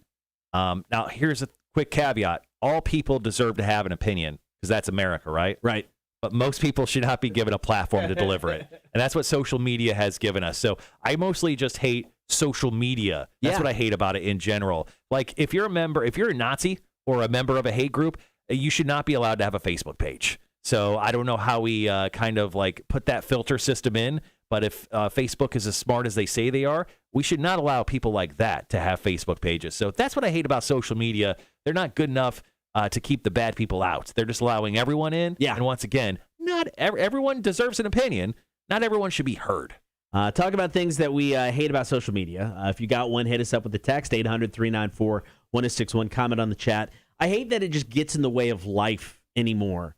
It's like you go to a concert. Now, it's like I took pictures of the shows I was seeing over the past week in Texas. I took one picture. Sometimes I'd post it at the show. Other times I'd post it afterwards. Other than that, put my phone down, just enjoyed the show. I hate the fact, it's like at ACL, you see so many people, their phone just filming or taking pictures the entire time. I'm like, what are you going to do with that? You're not going to go back and watch a crappy phone video of Modest Mouse. You're just not going to do it ever. Just put the phone down. Watch it. Well, it's because it's Modest Mouse, mostly. But any of them. I mean, you're not getting that quality on a phone. What are you going to do with that? No, and here's the thing, though. Not exactly true, because my wife and I have been to a bunch of shows. She will literally watch every single one of those videos in the car on the way home. Okay, your wife's the exception. Yeah, no, I think there's a lot of people who actually do that. It's weird. Like, I don't agree with it. Like, I think that people shouldn't hold up their phone. Right. She doesn't hold up her phone the entire time. But yeah. People love to just record shows in full. Yeah. And, yeah. What do you do with it? I don't know. You can't upload it to Facebook. They only allow a certain amount of time. So it's a strange thing. But yeah, social media in general, not a huge fan of, but it is a way of life. That is so true. All right, coming up next, we're going to get into beer for breakfast. Going to be joined by Marcus Dove from Kustom Hustle Tattoo. Cannot wait. Beer for breakfast after 9 o'clock, Cotter and Marshall Show. Rock 106.1. Marcus is here. I'm going to go grab him real quick. Sounds good.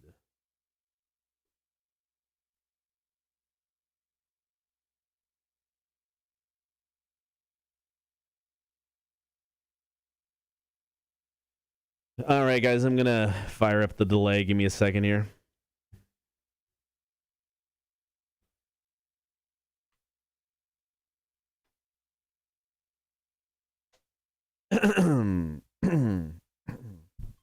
All right, there we go. Delay is fired up. Beer for breakfast is right around the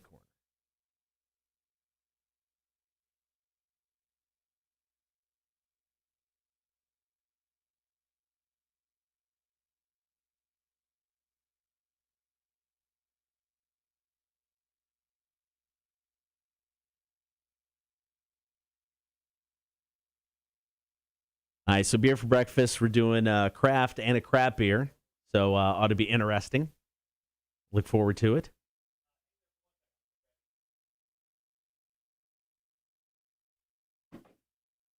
Oh, my God. Oh, my God. You weren't kidding. Look at that. That is America.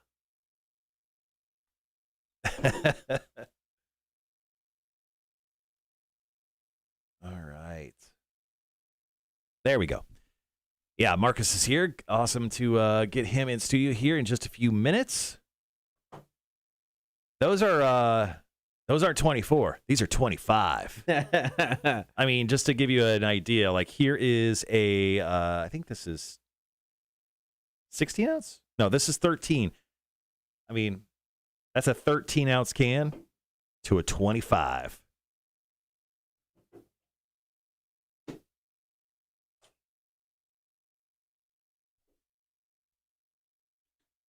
So I'm just getting everything ready before we bring Marcus in here. Just going to test the cameras, make sure we're good.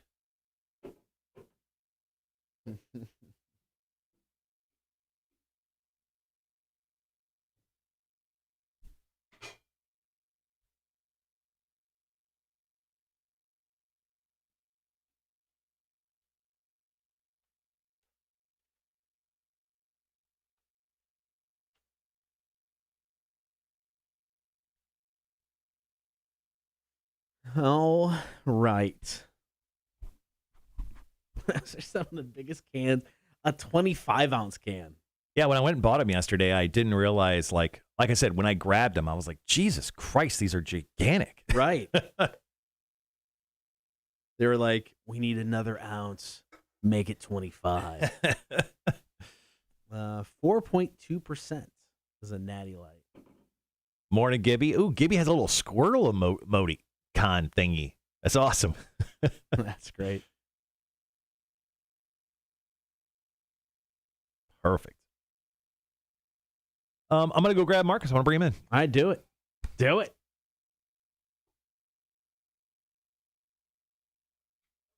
All right, Marcus coming in. How's it going, man? What's up, man? How you doing? Oh, prep beer as well. Yeah. Bought some tasty nuggets. I like it. City. Some PBR. I like it. Man, look at the size of those cans. they're huge, right? Some big-ass cans, man. Nice cans. I brought some beer nuts, too. Oh, in case, I like for it. breakfast. Prepared. This is great. Here, let me adjust this mic. Bring it to a man size. I can hunch. It's early. Just make sure when we're talking, get as close as we are to the mic when we're Right. talking on. Eat it. Yeah. Yep. Always love to eat it.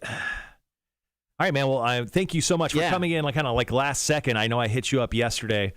We had a reshuffling of guests who had to kind of go out there, and you've been on my list. I haven't contacted you yet, but you've been on my list to join us for beer for breakfast one morning. It's nice to be your second choice. Hey, well, you know, yeah, you were my number one fill-in, if it means anything. Hey, that does mean something. Yeah. So you've been working on this van. We're friends on social media. Let me. Oh yeah. So you've been working on this, like, I call it a creeper van. Sure, most people do. Yeah. But you've been working on this thing, and it's ridiculous. You're putting in red tints, I think I saw last night. We my homeboy Easy from Port City Customs came over and Nice. and did a really great job tinting it. It looks ridiculous. Did you drive just it? So mean. Did you drive it's it? here. It's out there. yes. All right. So we'll go for a ride later. Get some donuts or something. Yeah, when the show's over, we got to take a picture in front of this thing because it's ridiculous. It looks incredible. It's an '89 Dodge Ram van that I bought a couple years ago from this band. It was their tour van. Right. It was purple. It was a mess. You know. I mean, it was really cool. But I spent like 2 months just painting it, sanding it, painting it, and getting all these parts for it, and then totaled it. Oh, no. Yeah, the brakes went out, and I totaled it and ran into the corner of a house. Nobody got hurt or anything. That's good. But then the van sat for like a year, and then finally I found another van for donor parts. I had to replace the whole front end. So Right. my buddy at Jesse's Auto downtown, or not downtown, but on Staley. But anyway, me and him on weekends would start tearing off the old parts and putting on new ones. And finally, I got it kind of to where I want it. It's got 14-inch wide tires on the back and 10s on the front. And Dude, it's all blacked out. And This thing looks awesome. Is it like going to be like your official like work van? Is it a custom hustle van? Like It's not an official anything van. It's a good time van. Oh, okay. It's just for partying, you know. Everybody loves it though, man. My kids love riding around the back. They're like, Dad, can we go for a ride in the van? You know, like, So Wanda, actually, apparently your kids go to the same school. She goes, I love seeing it in the carpool. Apparently she sees you every morning dropping the kids off. So everybody wants to take a picture. It's got big lightning bolts painted on the side. That's Dude, awesome. It's sick looking. This thing is freaking awesome, man. If you don't see it, you know, people are like, why are you driving a van? That's stupid. But when you see it, you're like, oh, that's why. Yeah, that's badass. You know? Yeah. Like, How's it ride with the the different size tires on the it front and rides back? good. Yeah. It's a little sketchy in the rain because it's like roller skating, you know? Right. But Well, it's kind of and you wound up in a house. Tell us the story of that. Your brakes go out. yeah, well, so they were kind of spongy, and I kept having to put in brake fluid, and I'd already ordered new parts for the brakes, and tons of new parts for the van. Actually, I had like $2,000 worth of parts ready to go on the van, and when I wrecked it, Right. so that was upsetting for sure. But I had just dropped off a couple of kids downtown, and because I pick up and drop off kids in my van, you know. Well, that's why it's the They're creepy my van. kids. You know? It's safe. There is free candy. Oh, awesome. But anyway, Just in the cup holders. they were feeling spongy, and I was like, my daughter was strapped in next to me, and I said, hey, we're gonna have to take the van home and go get the truck because we had some other errands to do.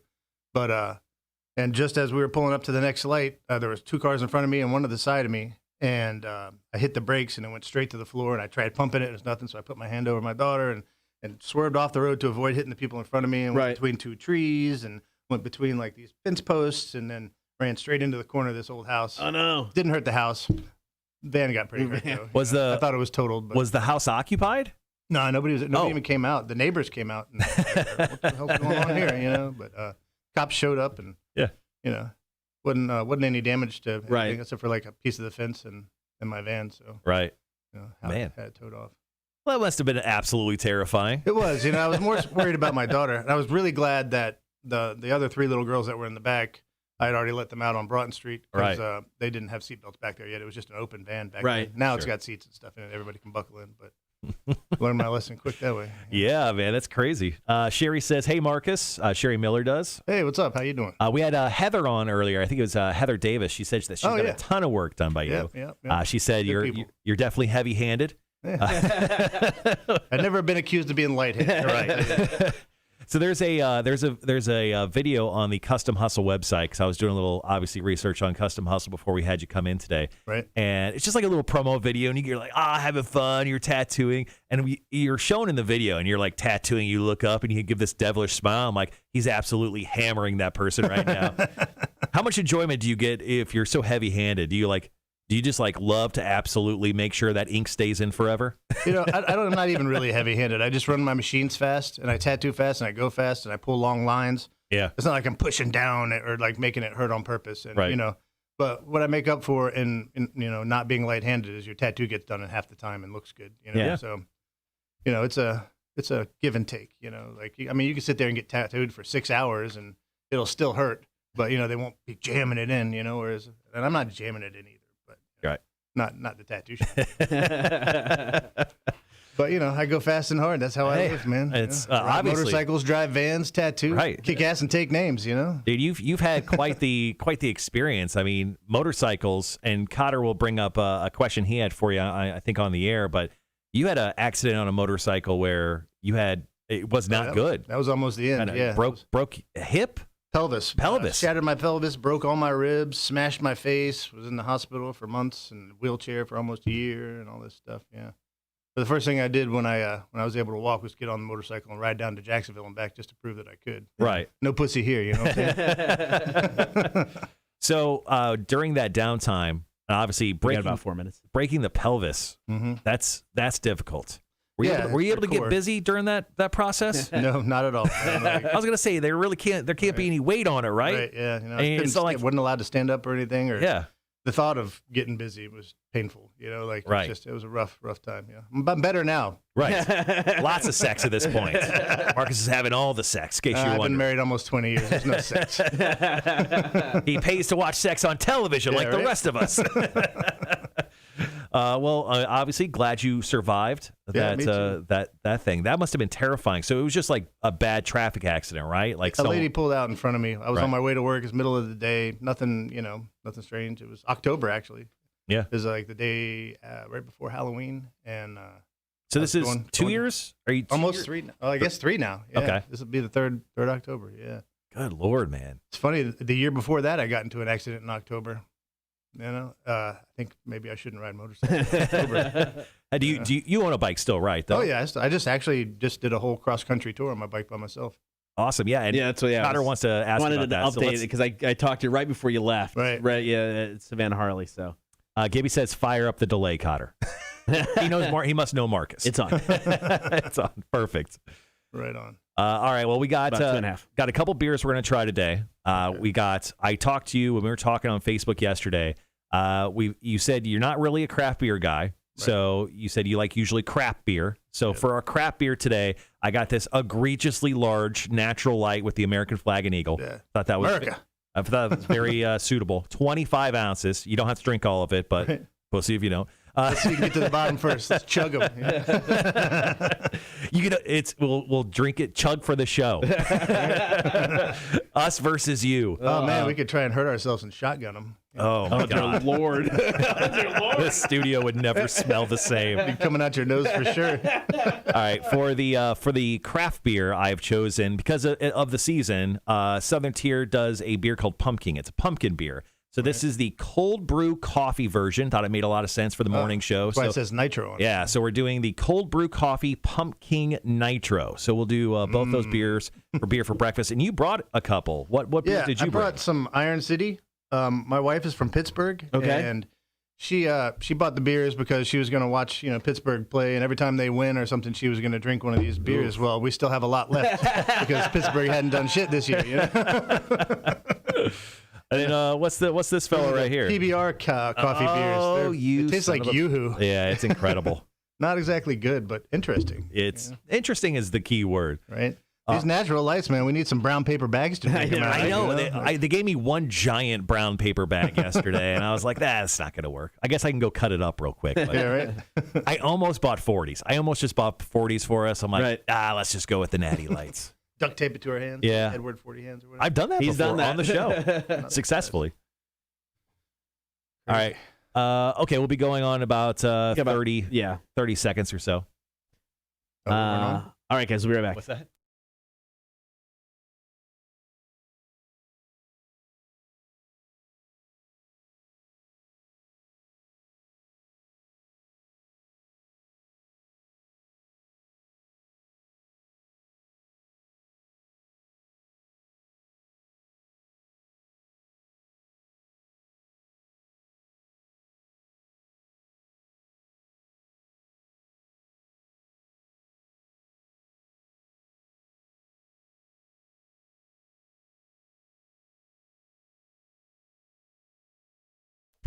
Good morning. Thank you for hanging out, Cotter and Marshall Show. It is time for beer for breakfast. Joining us in studio, owner, tattoo artist from Kustom Hustle, got Marcus Dove. Marcus, how you going, man? How you been? Pretty good. What's up, fellas? What's up, Savannah? How you doing? So last time I saw you, we were out at Savannah Harley for an event, and you were talking about how you're just getting ready to drive cross country by yourself on your motorcycle. Yep. Kind of followed along on social media, saw pictures as you went. How was the trip? I haven't seen you since. How Man. was that? You survived, I obviously. did, Yes. yeah.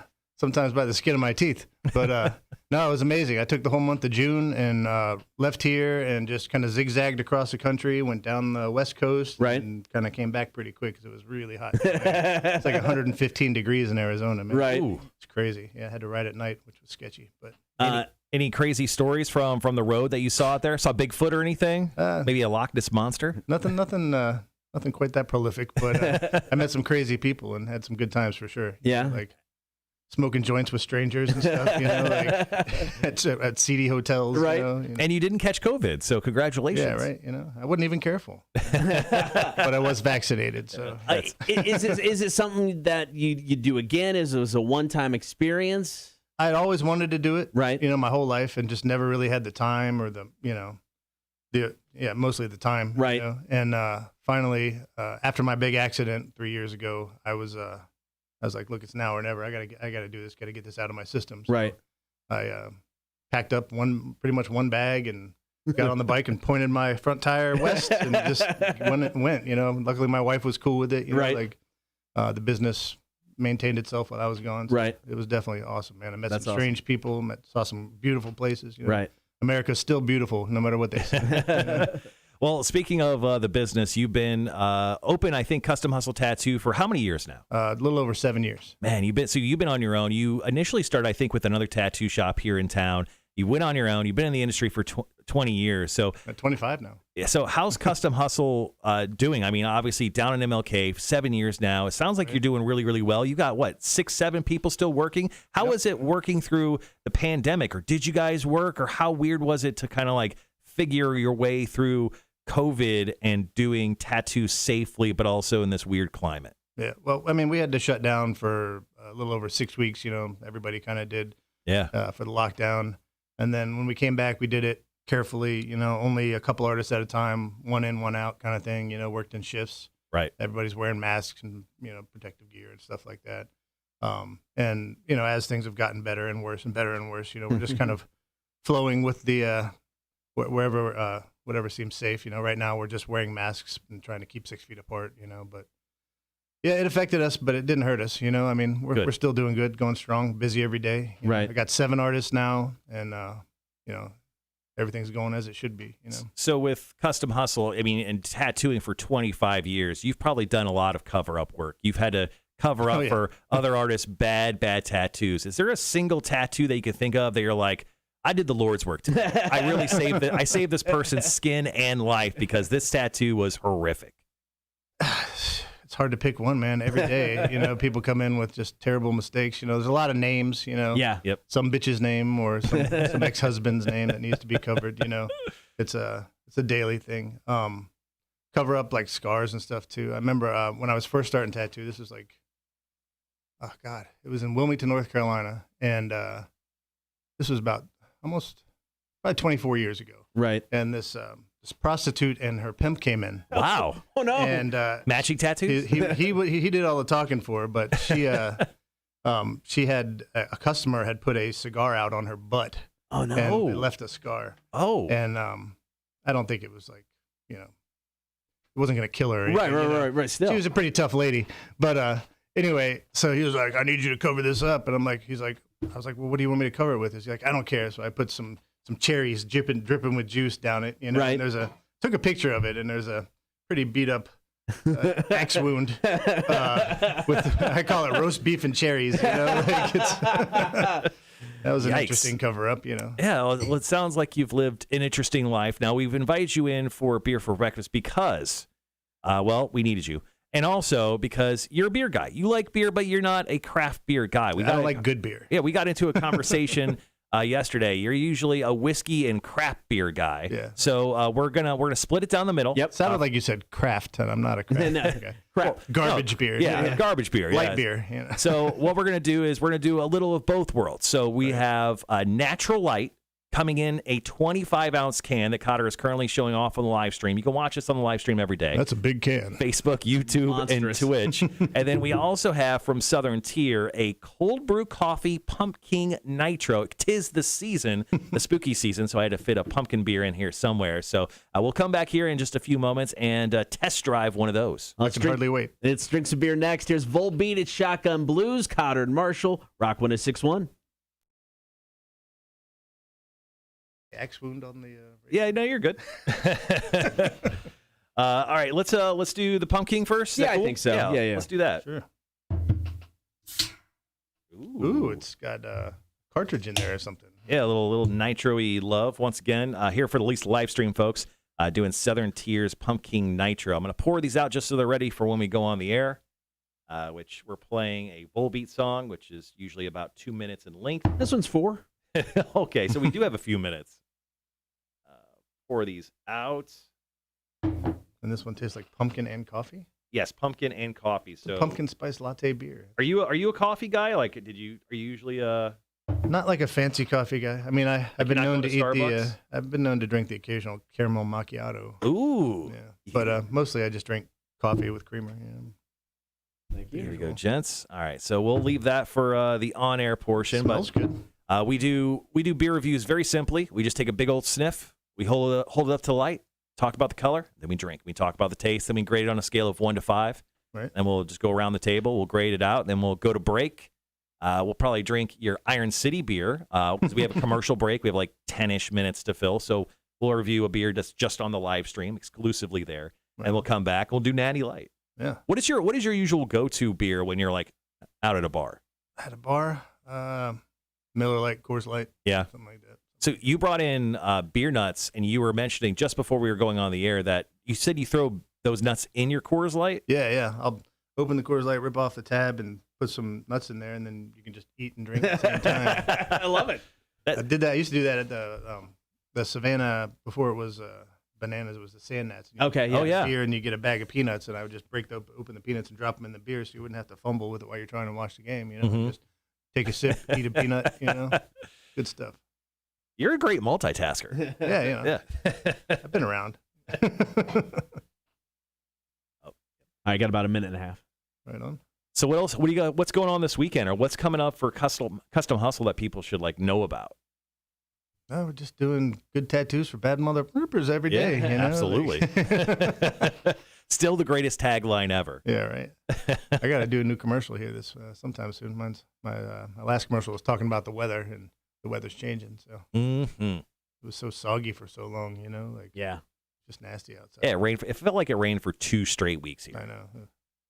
And I have 3 properties. I got my house, I got a rental house, and I got the tattoo shop, and I had to put new roofs on all of them this Oh, year. jeez. Oh, my God.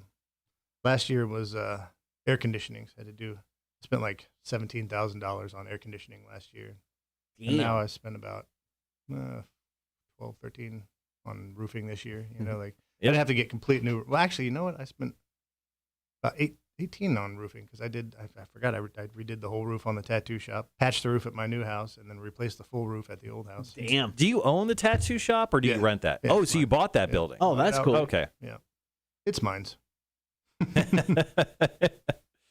All right, guys, got about 30 seconds. Be right back.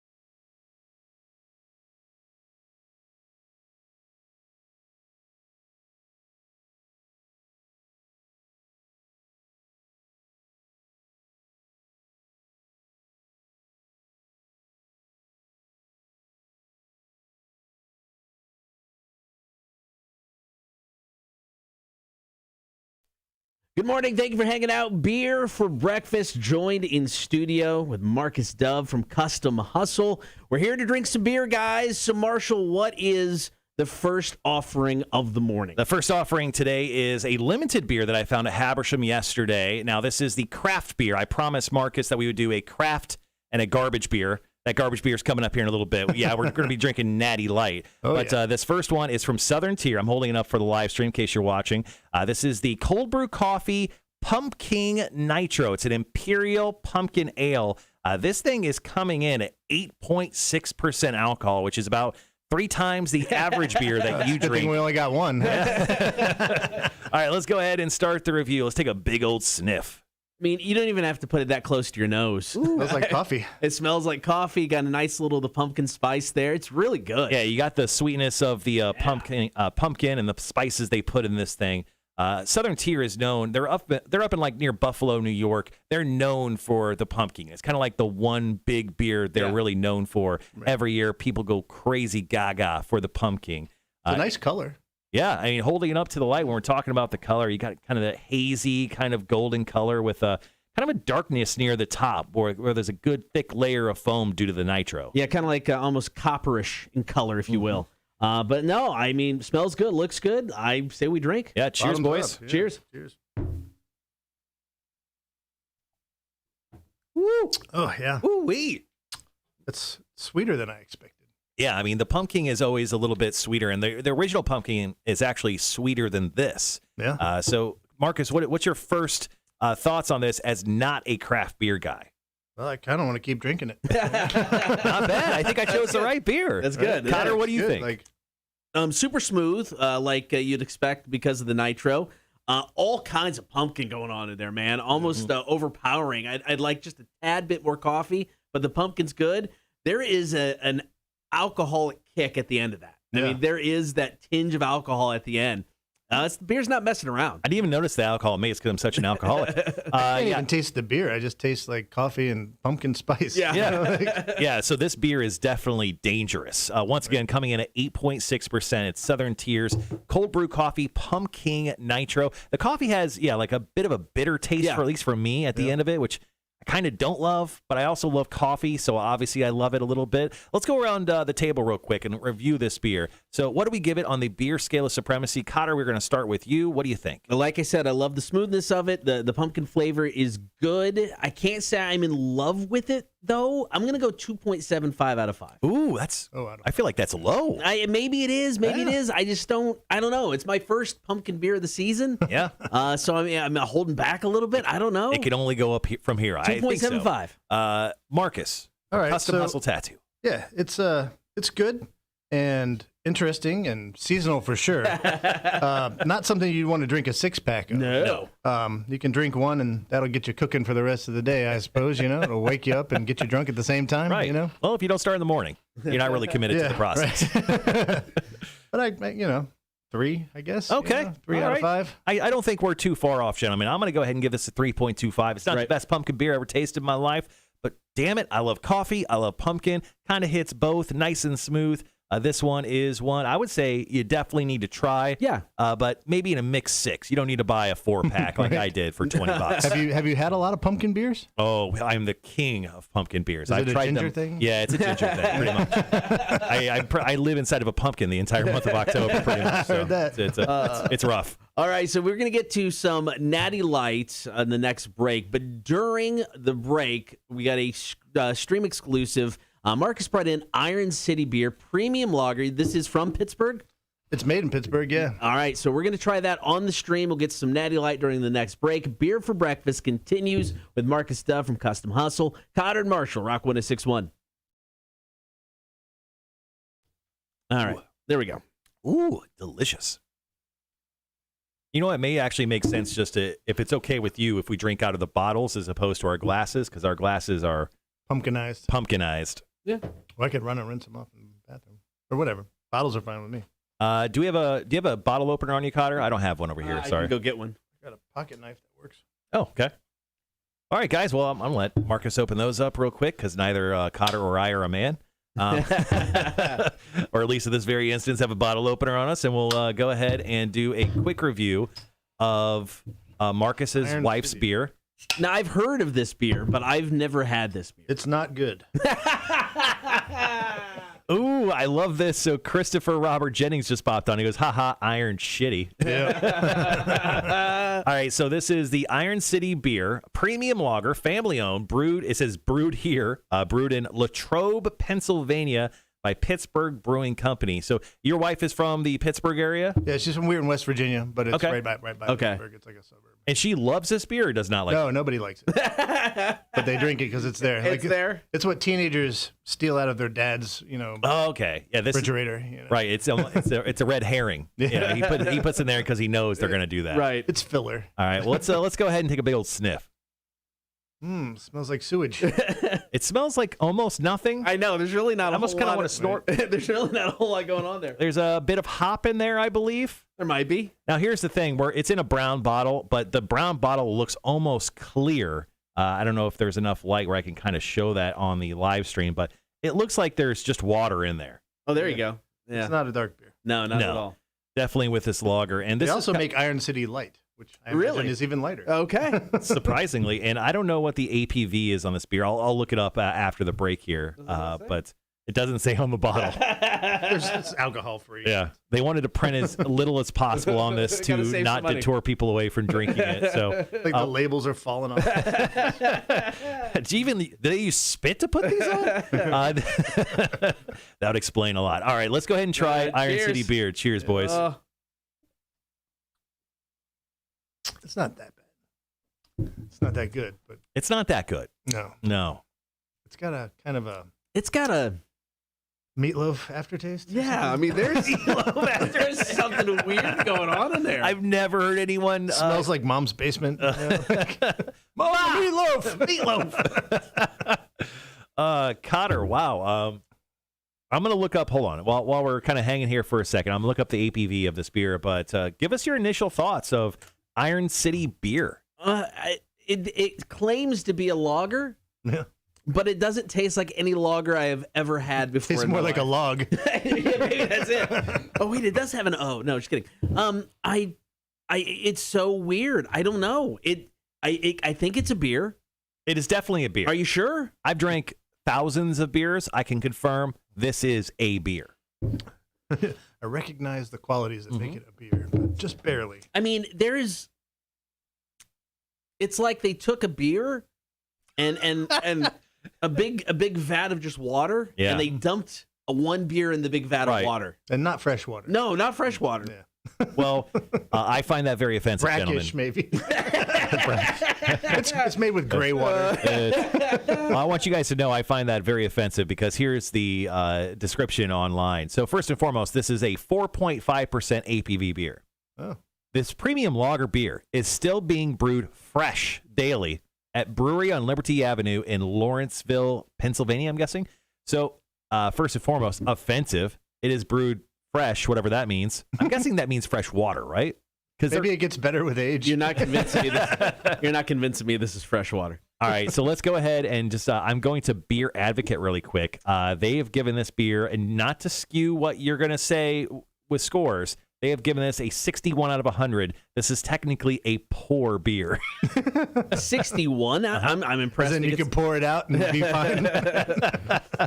All right, let's go ahead and grade this out, guys. Once again, please do not take that last bit into consideration. What do you give this beautiful Iron City beer that Marcus's beautiful wife drove? hates though, does not like. I don't feel obligated. Well, here's the thing. Marcus said that she drinks one after each Pittsburgh Steelers victory. So this is the taste. Why does she hate herself? No, this is the taste. Well, they haven't been winning, so she hasn't had to drink very many of them. That's why I taste- had them to bring in. This is the taste of victory for Marcus's wife. I'm so sorry. So, Cotter, what do you give Iron City beer? I consider myself pretty easygoing when it comes to beer. I mean, I can drink cheap beer and be fine with it. It doesn't bother me at all. This, I'm going to go 0.75 out of 5. Ooh. I mean, it's just, it's such a weird, there's a weird flavor to it. It's You could drink it if you were already drunk. it's Yeah, true. yeah. If you're a few beers in and you got this in the fridge all day long. Now, Cotter, Copper. Hey, What? Kappa. Hey, Kappa. Cotter, you actually mentioned that the color of this was copper, I think, maybe, or maybe it was the other one beer. was copper. Now, that word kind of rings true with this beer Tastes because like copper. it tastes like I'm drinking pennies. It's metallic. Yeah. Yeah, right? No, it's Iron City. You know? Yeah, It's the so Rust Belt. You know.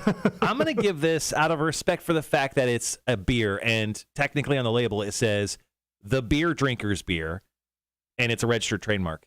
I'm going to give it a 1 Wow. Okay. out of respect for it being beer. I mean, people drink it. Yeah, and people do drink it. There's still a business. Yeah. It sounds like a viable one. So Right. I'm, once again, the Iron City beer. I'm going to give a 1 out of 5. Marcus, first and foremost, thank you for bringing this beer in. Oh, yeah, it was you're so welcome. It was an eye-opener. It was taking up room in my fridge. So, Marcus, what would you like to give the Iron City beer? Ah, man. Considering that the other beer we had a high alcohol content, and I already got a little buzz because I haven't had breakfast. Yep, same here. Maybe I'll give it a 2 out of 5. Okay. because, You know, again, you could drink it if you'd already started drinking. Right. You know, you don't want it to be your first No. beer, but it could be your last. Yeah, so you got. I love that Marcus already has beer goggles on for the second beer, and we still got one more to go. This is great. This is a great beer for breakfast. By the way, I'm not working today. So Okay, good. Positive. This is one of those beers that if it was new and just released within the past 5 years, wouldn't work. but because it's probably been around for 75 years, it just is so ingrained into the community. It's not going anywhere. Dude, I'll bet hipsters love it. Yeah. Because so? it's nasty and kitschy. Like PBR or whatever. Everybody loves that shit. PBR Tastes like shit. PBR's good though. Like at least to me, PBR has a better taste than Iron City. I can't believe I'm going to say this. I'm looking forward to the Natty Light. Just to wash it down? Yeah, after that. Yeah, who am I kidding? This shit is terrible. 2 out of 5. I'm trying, for the wife. That'd be nice. I get it. I can just hear Marcus go, I've made some mistakes, man. I went on Cotter and Marshall. I said 2 out of 5. I didn't mean it. I'm going to rectify that before I'm off. All right, we got about... It's locally made and stuff by American people, The fine American people, the 4 people that make this beer. Right? It's union made. Yeah. It says that on something. There you go. That's good. God bless the working man. There you go. There you go. Because it's union made, is it 45 seconds. It's expensive? Like, is this beer like... Ben Davis is union made. You ever worn a Ben Davis shirt? It's the most uncomfortable thing in the world. I've never even heard of it. Yeah, well, that's because you're not American. There it is. There it is. All right, guys, we'll be right back. Got about 30 seconds.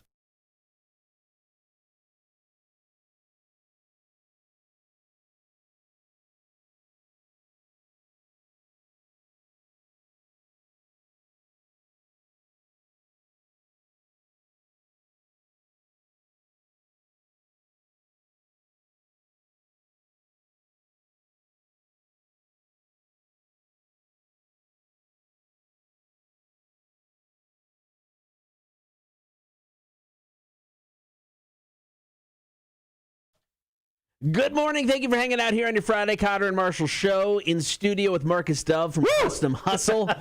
Beer for breakfast. All right. First beer is hitting Marcus right now. Oh, yeah. The delay's on. I should be fine.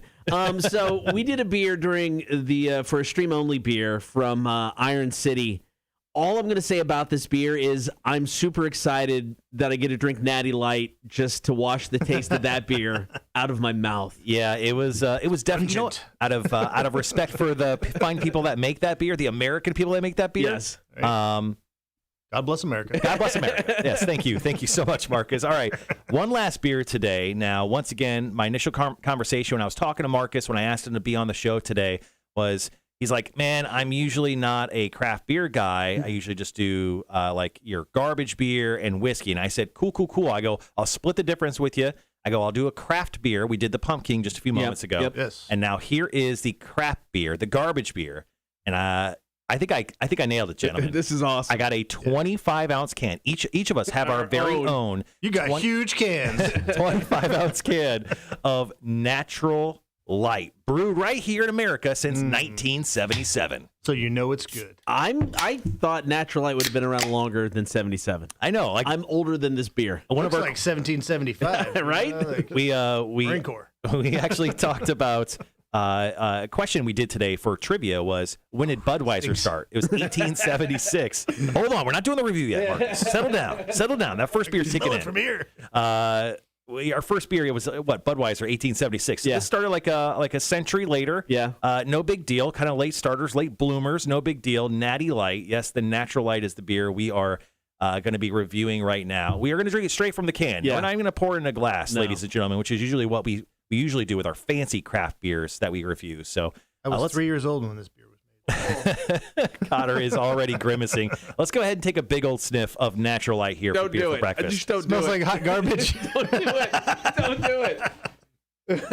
It's not a top 10 smell, No, it's right? not. Similar to kimchi. Yeah, there's roses. There's the good old fashioned American steak on the grill. Yep. There's fresh cut grass. There's just the smell of football. You know what I mean? If you ever played football, And smells like your stepfather's backhand.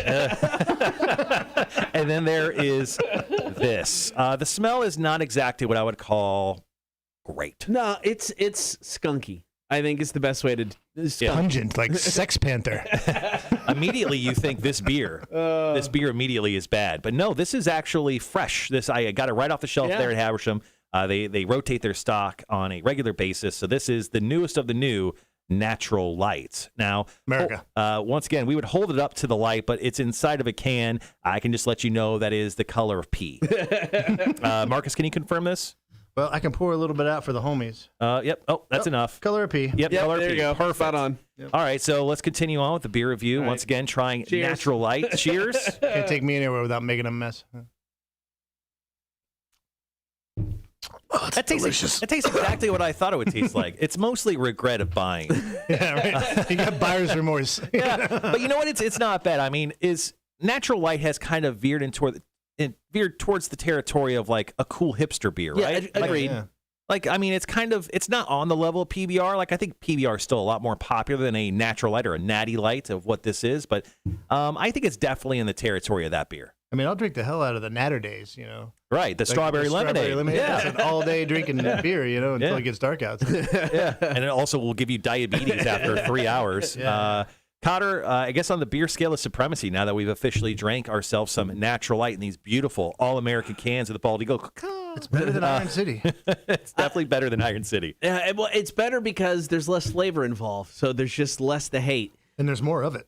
There was way more of it, 25 ounces.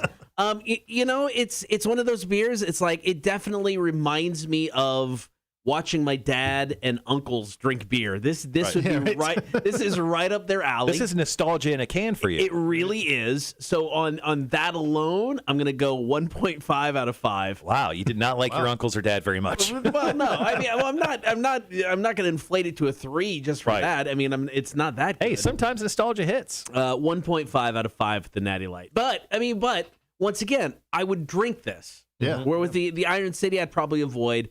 I would drink this. All right, Marcus, on the beer scale of supremacy, once again, thank you for coming in. Custom Hustle Tattoo. If you need a tattoo, you go see Custom. Yeah, you go see Custom Hustle. we make tattoos. Marcus, what do you give Natural Light? All right. I think I would give it a higher score if we had brown paper bags to drink it out of, which I mentioned earlier. That's fair. Because I see a lot of homeless guys doing that. And, Yep, I heard it. It looks cool. It's hip to be homeless, I guess. Yeah. I don't know, man. It's not terrible. It's definitely not as bad as Iron City. But not as good as many other beers. That's fair. But there's a lot of it, so volume. I don't know. 3 out of 5 again. I think. Yeah, okay. You know, I could totally drink it all day if I had to. You know. Not too shabby. And once again, I bought these for $1.79 a piece at Habersham. That alone is great. That's why, I mean, I'm so rich. I make $1,500 per show of the Cotter and Marshall show. That's why I decided to go and splurge. I didn't just share one can between the three of us. We shared one nice beer, and we got 3 gallons of crap beer. I think it says a lot about what we're drinking today. So on the beer scale of supremacy, Cotter, Natural Light, it is a bit nostalgia for me. It is. I'm going to go ahead. I'm going to right in the middle, 2.5. Okay. 2.5 out of 5 for me. I think that's fair. Marcus, thank you for coming in, man. We greatly appreciate it. If people want more information about Custom Hustle, where's the best place to go? CustomHustle.com. It's custom with a K. Open noon till 8 every damn day. There you go. All right, beer for breakfast. Thank you, Marcus. This is Silver Chair. Tomorrow, Cotter and Marshall, Rock 106.1. All right, there we go. Beautiful, guys. Tony Prevette said we should have shotgunned those beers. Out of respect for the studio, we didn't, but maybe next time. Yeah, I suggested that too. Yeah, I know. You did suggest it. Heather Davis, who chimed back in, she goes, "Go big or go home, boys." Jeremy says, maybe I will get a 1.5. He goes, you guys need to come try my lager. So Jeremy owns Splitfin Brewing Company in Midway, Georgia. So, you know, if you ever want to jump on your bike and get out of town. Yeah, go to Midway. Yeah, go to Midway. Grab yourself a beer. I've been past or through Midway a couple of times. Yeah, I never stopped there. There's not much there. There's Splitfin and there's Splitfin. Well, there's a pizza place like 2 doors down. Jeremy, is that pizza place good? Fair question. Well, Jeremy actually is expanding Splitfin. That's true. And they're opening up a restaurant. They're breaking down the wall to the adjoining property, and they're opening up a restaurant. I think they're going to be doing that here in the next few weeks or months, kind of getting that up and going. But they just redid their back patio, added in like heaters and all sorts of cool stuff. So it's a great time to go actually check out Splitfin, whether it be for the first time or the 10th time, because they're completely revamping the whole place. That sounds fantastic. I know, doesn't it? Mm-hmm. Doesn't it? It's almost like I wrote a commercial. You should pay me, Jeremy. Pay me. Jeremy says it's called Pizza Peddler, and he said, yes, it is very good. Okay, good. I think Heather Davis has a birthday this month, so like what? Recently, I remember seeing that on Facebook. So happy birthday, late or early, whatever it is. Yeah, there you go, Heather. God bless you, Heather. God bless you. All right, we got about 2:40 before our next break. Okay. Well, Marcus, thank you so much for coming in. Got to get a picture. Thanks for drinking crappy Natural Light and Iron City and, of course, Pumpkin. How about this? Yeah, let's do this break. Do our Are we first going? break. Are we We'll going do to a commercial afterwards? Okay. Yeah. Hang around for like 3 more minutes, and then we're going to go take a picture in front of your creeper van. Yeah, we got to, man. Maybe inside. Yes. It's got grass on the floor and fucking red velvet seats. Dude. It's nasty, dude. Awesome. It's so gross. I love it. Why did you choose grass for the flooring? Because it was there. It was available. I saw it at Sam's Club. Oh, okay. You know? And they had rolls of it. It's like if you have an RV and you're traveling, you roll it out in front of your RV. It's a mini lawn. Yeah. But I used it on the inside. it's like the outdoor rug, but that shouldn't. It looks be like real outdoors. grass. It's like thick. You know, it's really cool. It's way better than shag carpet, and you can hose it down. Oh, that's cool. Yeah. Because of the hose. Oh yeah, mostly because after the hose. Don't tell my wife. Yeah. Well, you were in different area codes recently, so it doesn't count. It's not cheating if you're in different area codes. Heather says, Marcus, how goes the van overhaul? It's awesome, man. I mean, how deep? Like, would you say you're like 80% done? 90%? Never done. You know, custom with a K. You know, like I keep finding new stupid things to do to it. You know, to make it. My kids came out this morning and they saw the red. My youngest, and she was like, "What did you do?" You know, she's like, "Why couldn't you just use like a normal like gray tint?" I'm like, "It's the van. You know, everything is ridiculous." Because I'm your dad. She's like, "Why red?" I'm like, "Why a van?" You know? Don't ask questions. Right? I don't need a van. I just like having one. You know? You looked at your daughter and you're like, "You're asking good questions, but you're asking the wrong questions." Right? Go ask your mother. All right, we got about 35 seconds. All right. I flip-flop stories on it. I got Chili Peppers and I got Dave Grohl. So what story do you want first? It doesn't matter. We're going into the commercials, so whatever you want. Cool. All right, guys, be right back.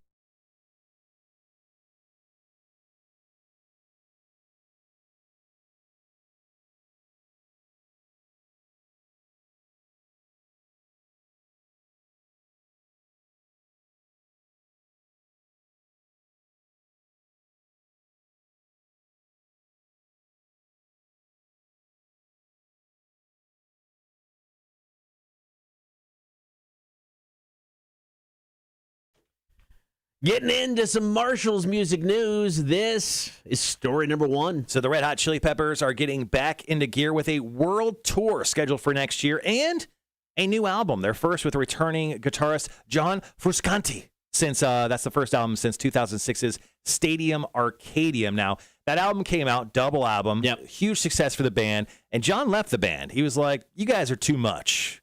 Even at that point, 2006, he was like, "I'm done." And then he took some time off, like just a quick 15 years. And now he's back in the band. Now, apparently the album is very close to being completed. And they said their whole goal was to get the album done before they go back out on tour. Chad Smith said on John Frusciante joining the band, he said he's so dedicated, he's so into it, he's working so hard. We're all working so hard, but he's in there with all the overdubs and the magic that he brings. So he's very excited. Chad Smith is the drummer of the band. In regards to the new Chili Peppers album, I expect to probably hear something from those guys in early 2022. And then obviously we'll see the guys on the road very soon. All right, coming up next, we'll wrap up the show, but we'll get to one more story of Marshall's music news. Cotter and Marshall, Rock 106.1. Real quick to take a picture, and I'll be right back. Cotter and Marshall and Marcus, I could do this every day. Every morning. Wouldn't get much tattooing done. Yeah. Let's see. Start with. There we go. Cool. Yeah, man. Thank you for coming in. Yeah, this was fun, dude. Yeah, Definitely. that was fun. That was good. Is this like somewhere recorded or anything, or is it just No, so it'll be on. You'll be on the YouTube page, the whole video of it. Right on. So that will be there. Marshall will probably cut it up to where so it'll be the full 4-hour show. Marshall will cut it up where it's just the chunk of it. But if you want the audio, just let me know. Right on. Yeah, I can email you the whole audio.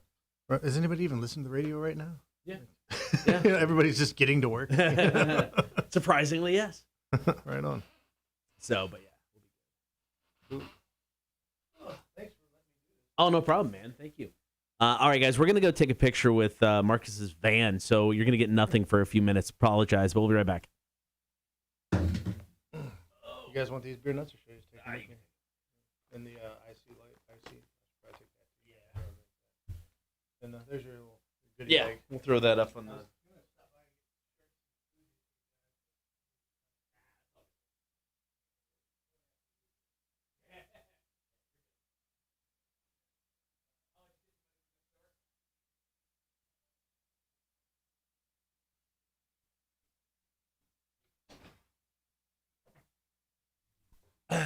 Hey, guys.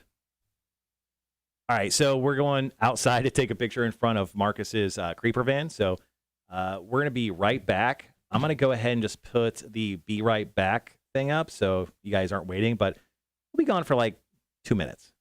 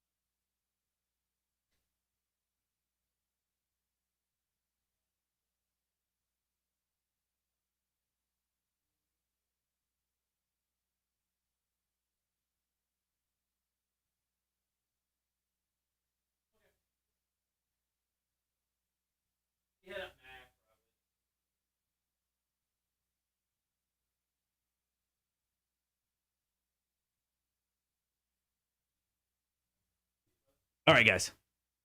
Apologies. Apologies. We had to get a picture with the van. The van is sick. Dude, it's so awesome. God dang it. I want one. All right, hold on one second, guys. Hold on one second.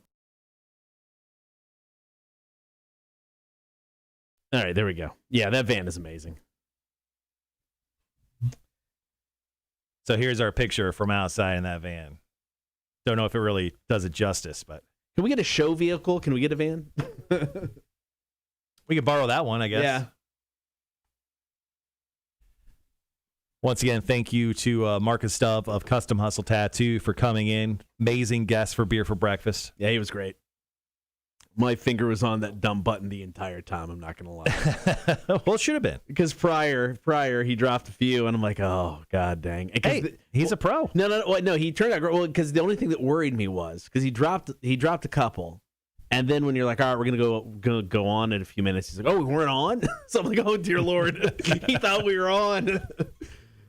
So, yeah, I was sitting there hovering.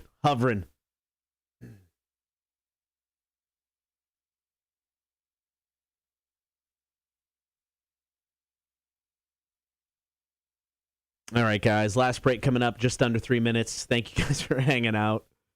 That was funny.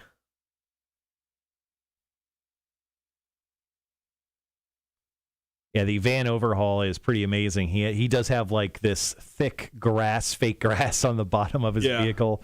He's got some red velvet seats that are on there. That's great. Yeah, that Iron City beer, I mean, it's to a whole new level of bad. It's not great. It's not. All right, got 2 minutes before we go on. Man, he dropped us all the stickers. Holy crap. Ooh, I haven't seen this one. Oh, that's cool. Yeah. Savannah, Georgia, Custom Hustle Tattoo Parlor every damn day. Jesus, there's more stickers there.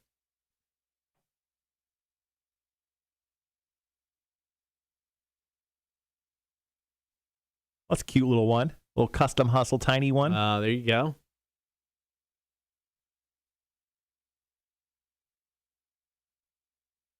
Yeah, we're going to be throwing away so much Natty Light. Yeah. I'll give you 50 cents to cover if that's fine. Yeah, that'd be nice. That'd be nice. Finally paying your dues on this damn show. All the crap beer I've bought for us.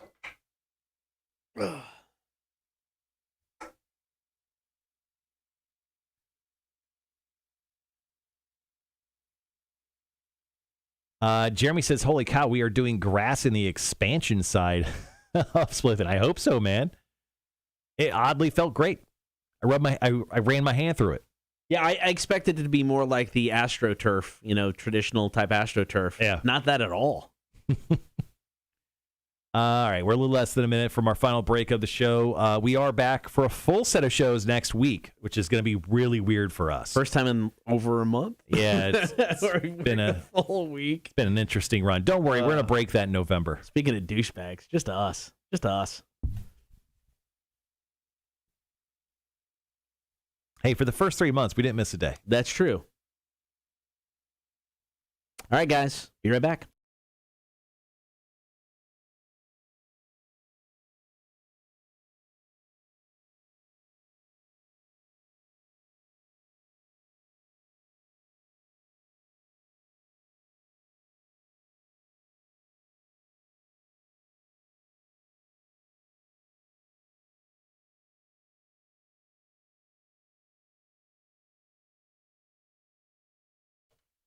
All right, before we get out of here, one more time, Marshall's Music News. So congratulations to my close personal friend at this point, Dave Grohl, who is now officially a best-selling author. Of course, he has put out his first book, The Storyteller, Tales of Life and Music, is officially hit #1 on the New York Times bestseller list. Now, it is up there and also beat out a Trump White House press secretary book, Stephanie Grisham's memoir. So congratulations to Dave Grohl for continuing to hammer the Trump presidency.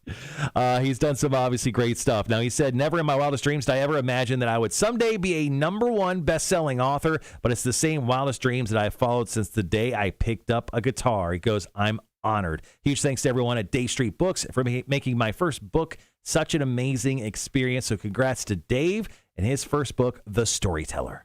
All right, guys, thank you for hanging out on air and on the stream. As always, we appreciate it. A big thanks to Marcus Dove from Custom Hustle coming in today for Beer for Breakfast. We've got so much leftover beer. I don't think we've ever had this much left over. Yeah, it's going to be a busy day for our sink inside the studios because I don't think we're going to go back and drink any of these. Yeah, no offense, guys. All right, have a great weekend. We are back on Monday. Full week of shows next week. I know, it's unheard of. Cotter and Marshall Show. Have a great weekend. Rock 106.1. All right, ladies and germs, thank you so much for hanging out with us today. Public Enemy, what up? How's it going? You joined us right when we were leaving. But don't worry, Monday morning we're back at 6 a.m. next week. Another edition of Chicks on Dudes. Mac will be back in studio with us. New bit alert. What are we doing? A segment with Lauren Wolverton, our good friend from Connect Savannah, will be on next Friday. The big guy, Frank Sikowski, will be on with us. Hopefully. If he's not, we are going to burn down his home.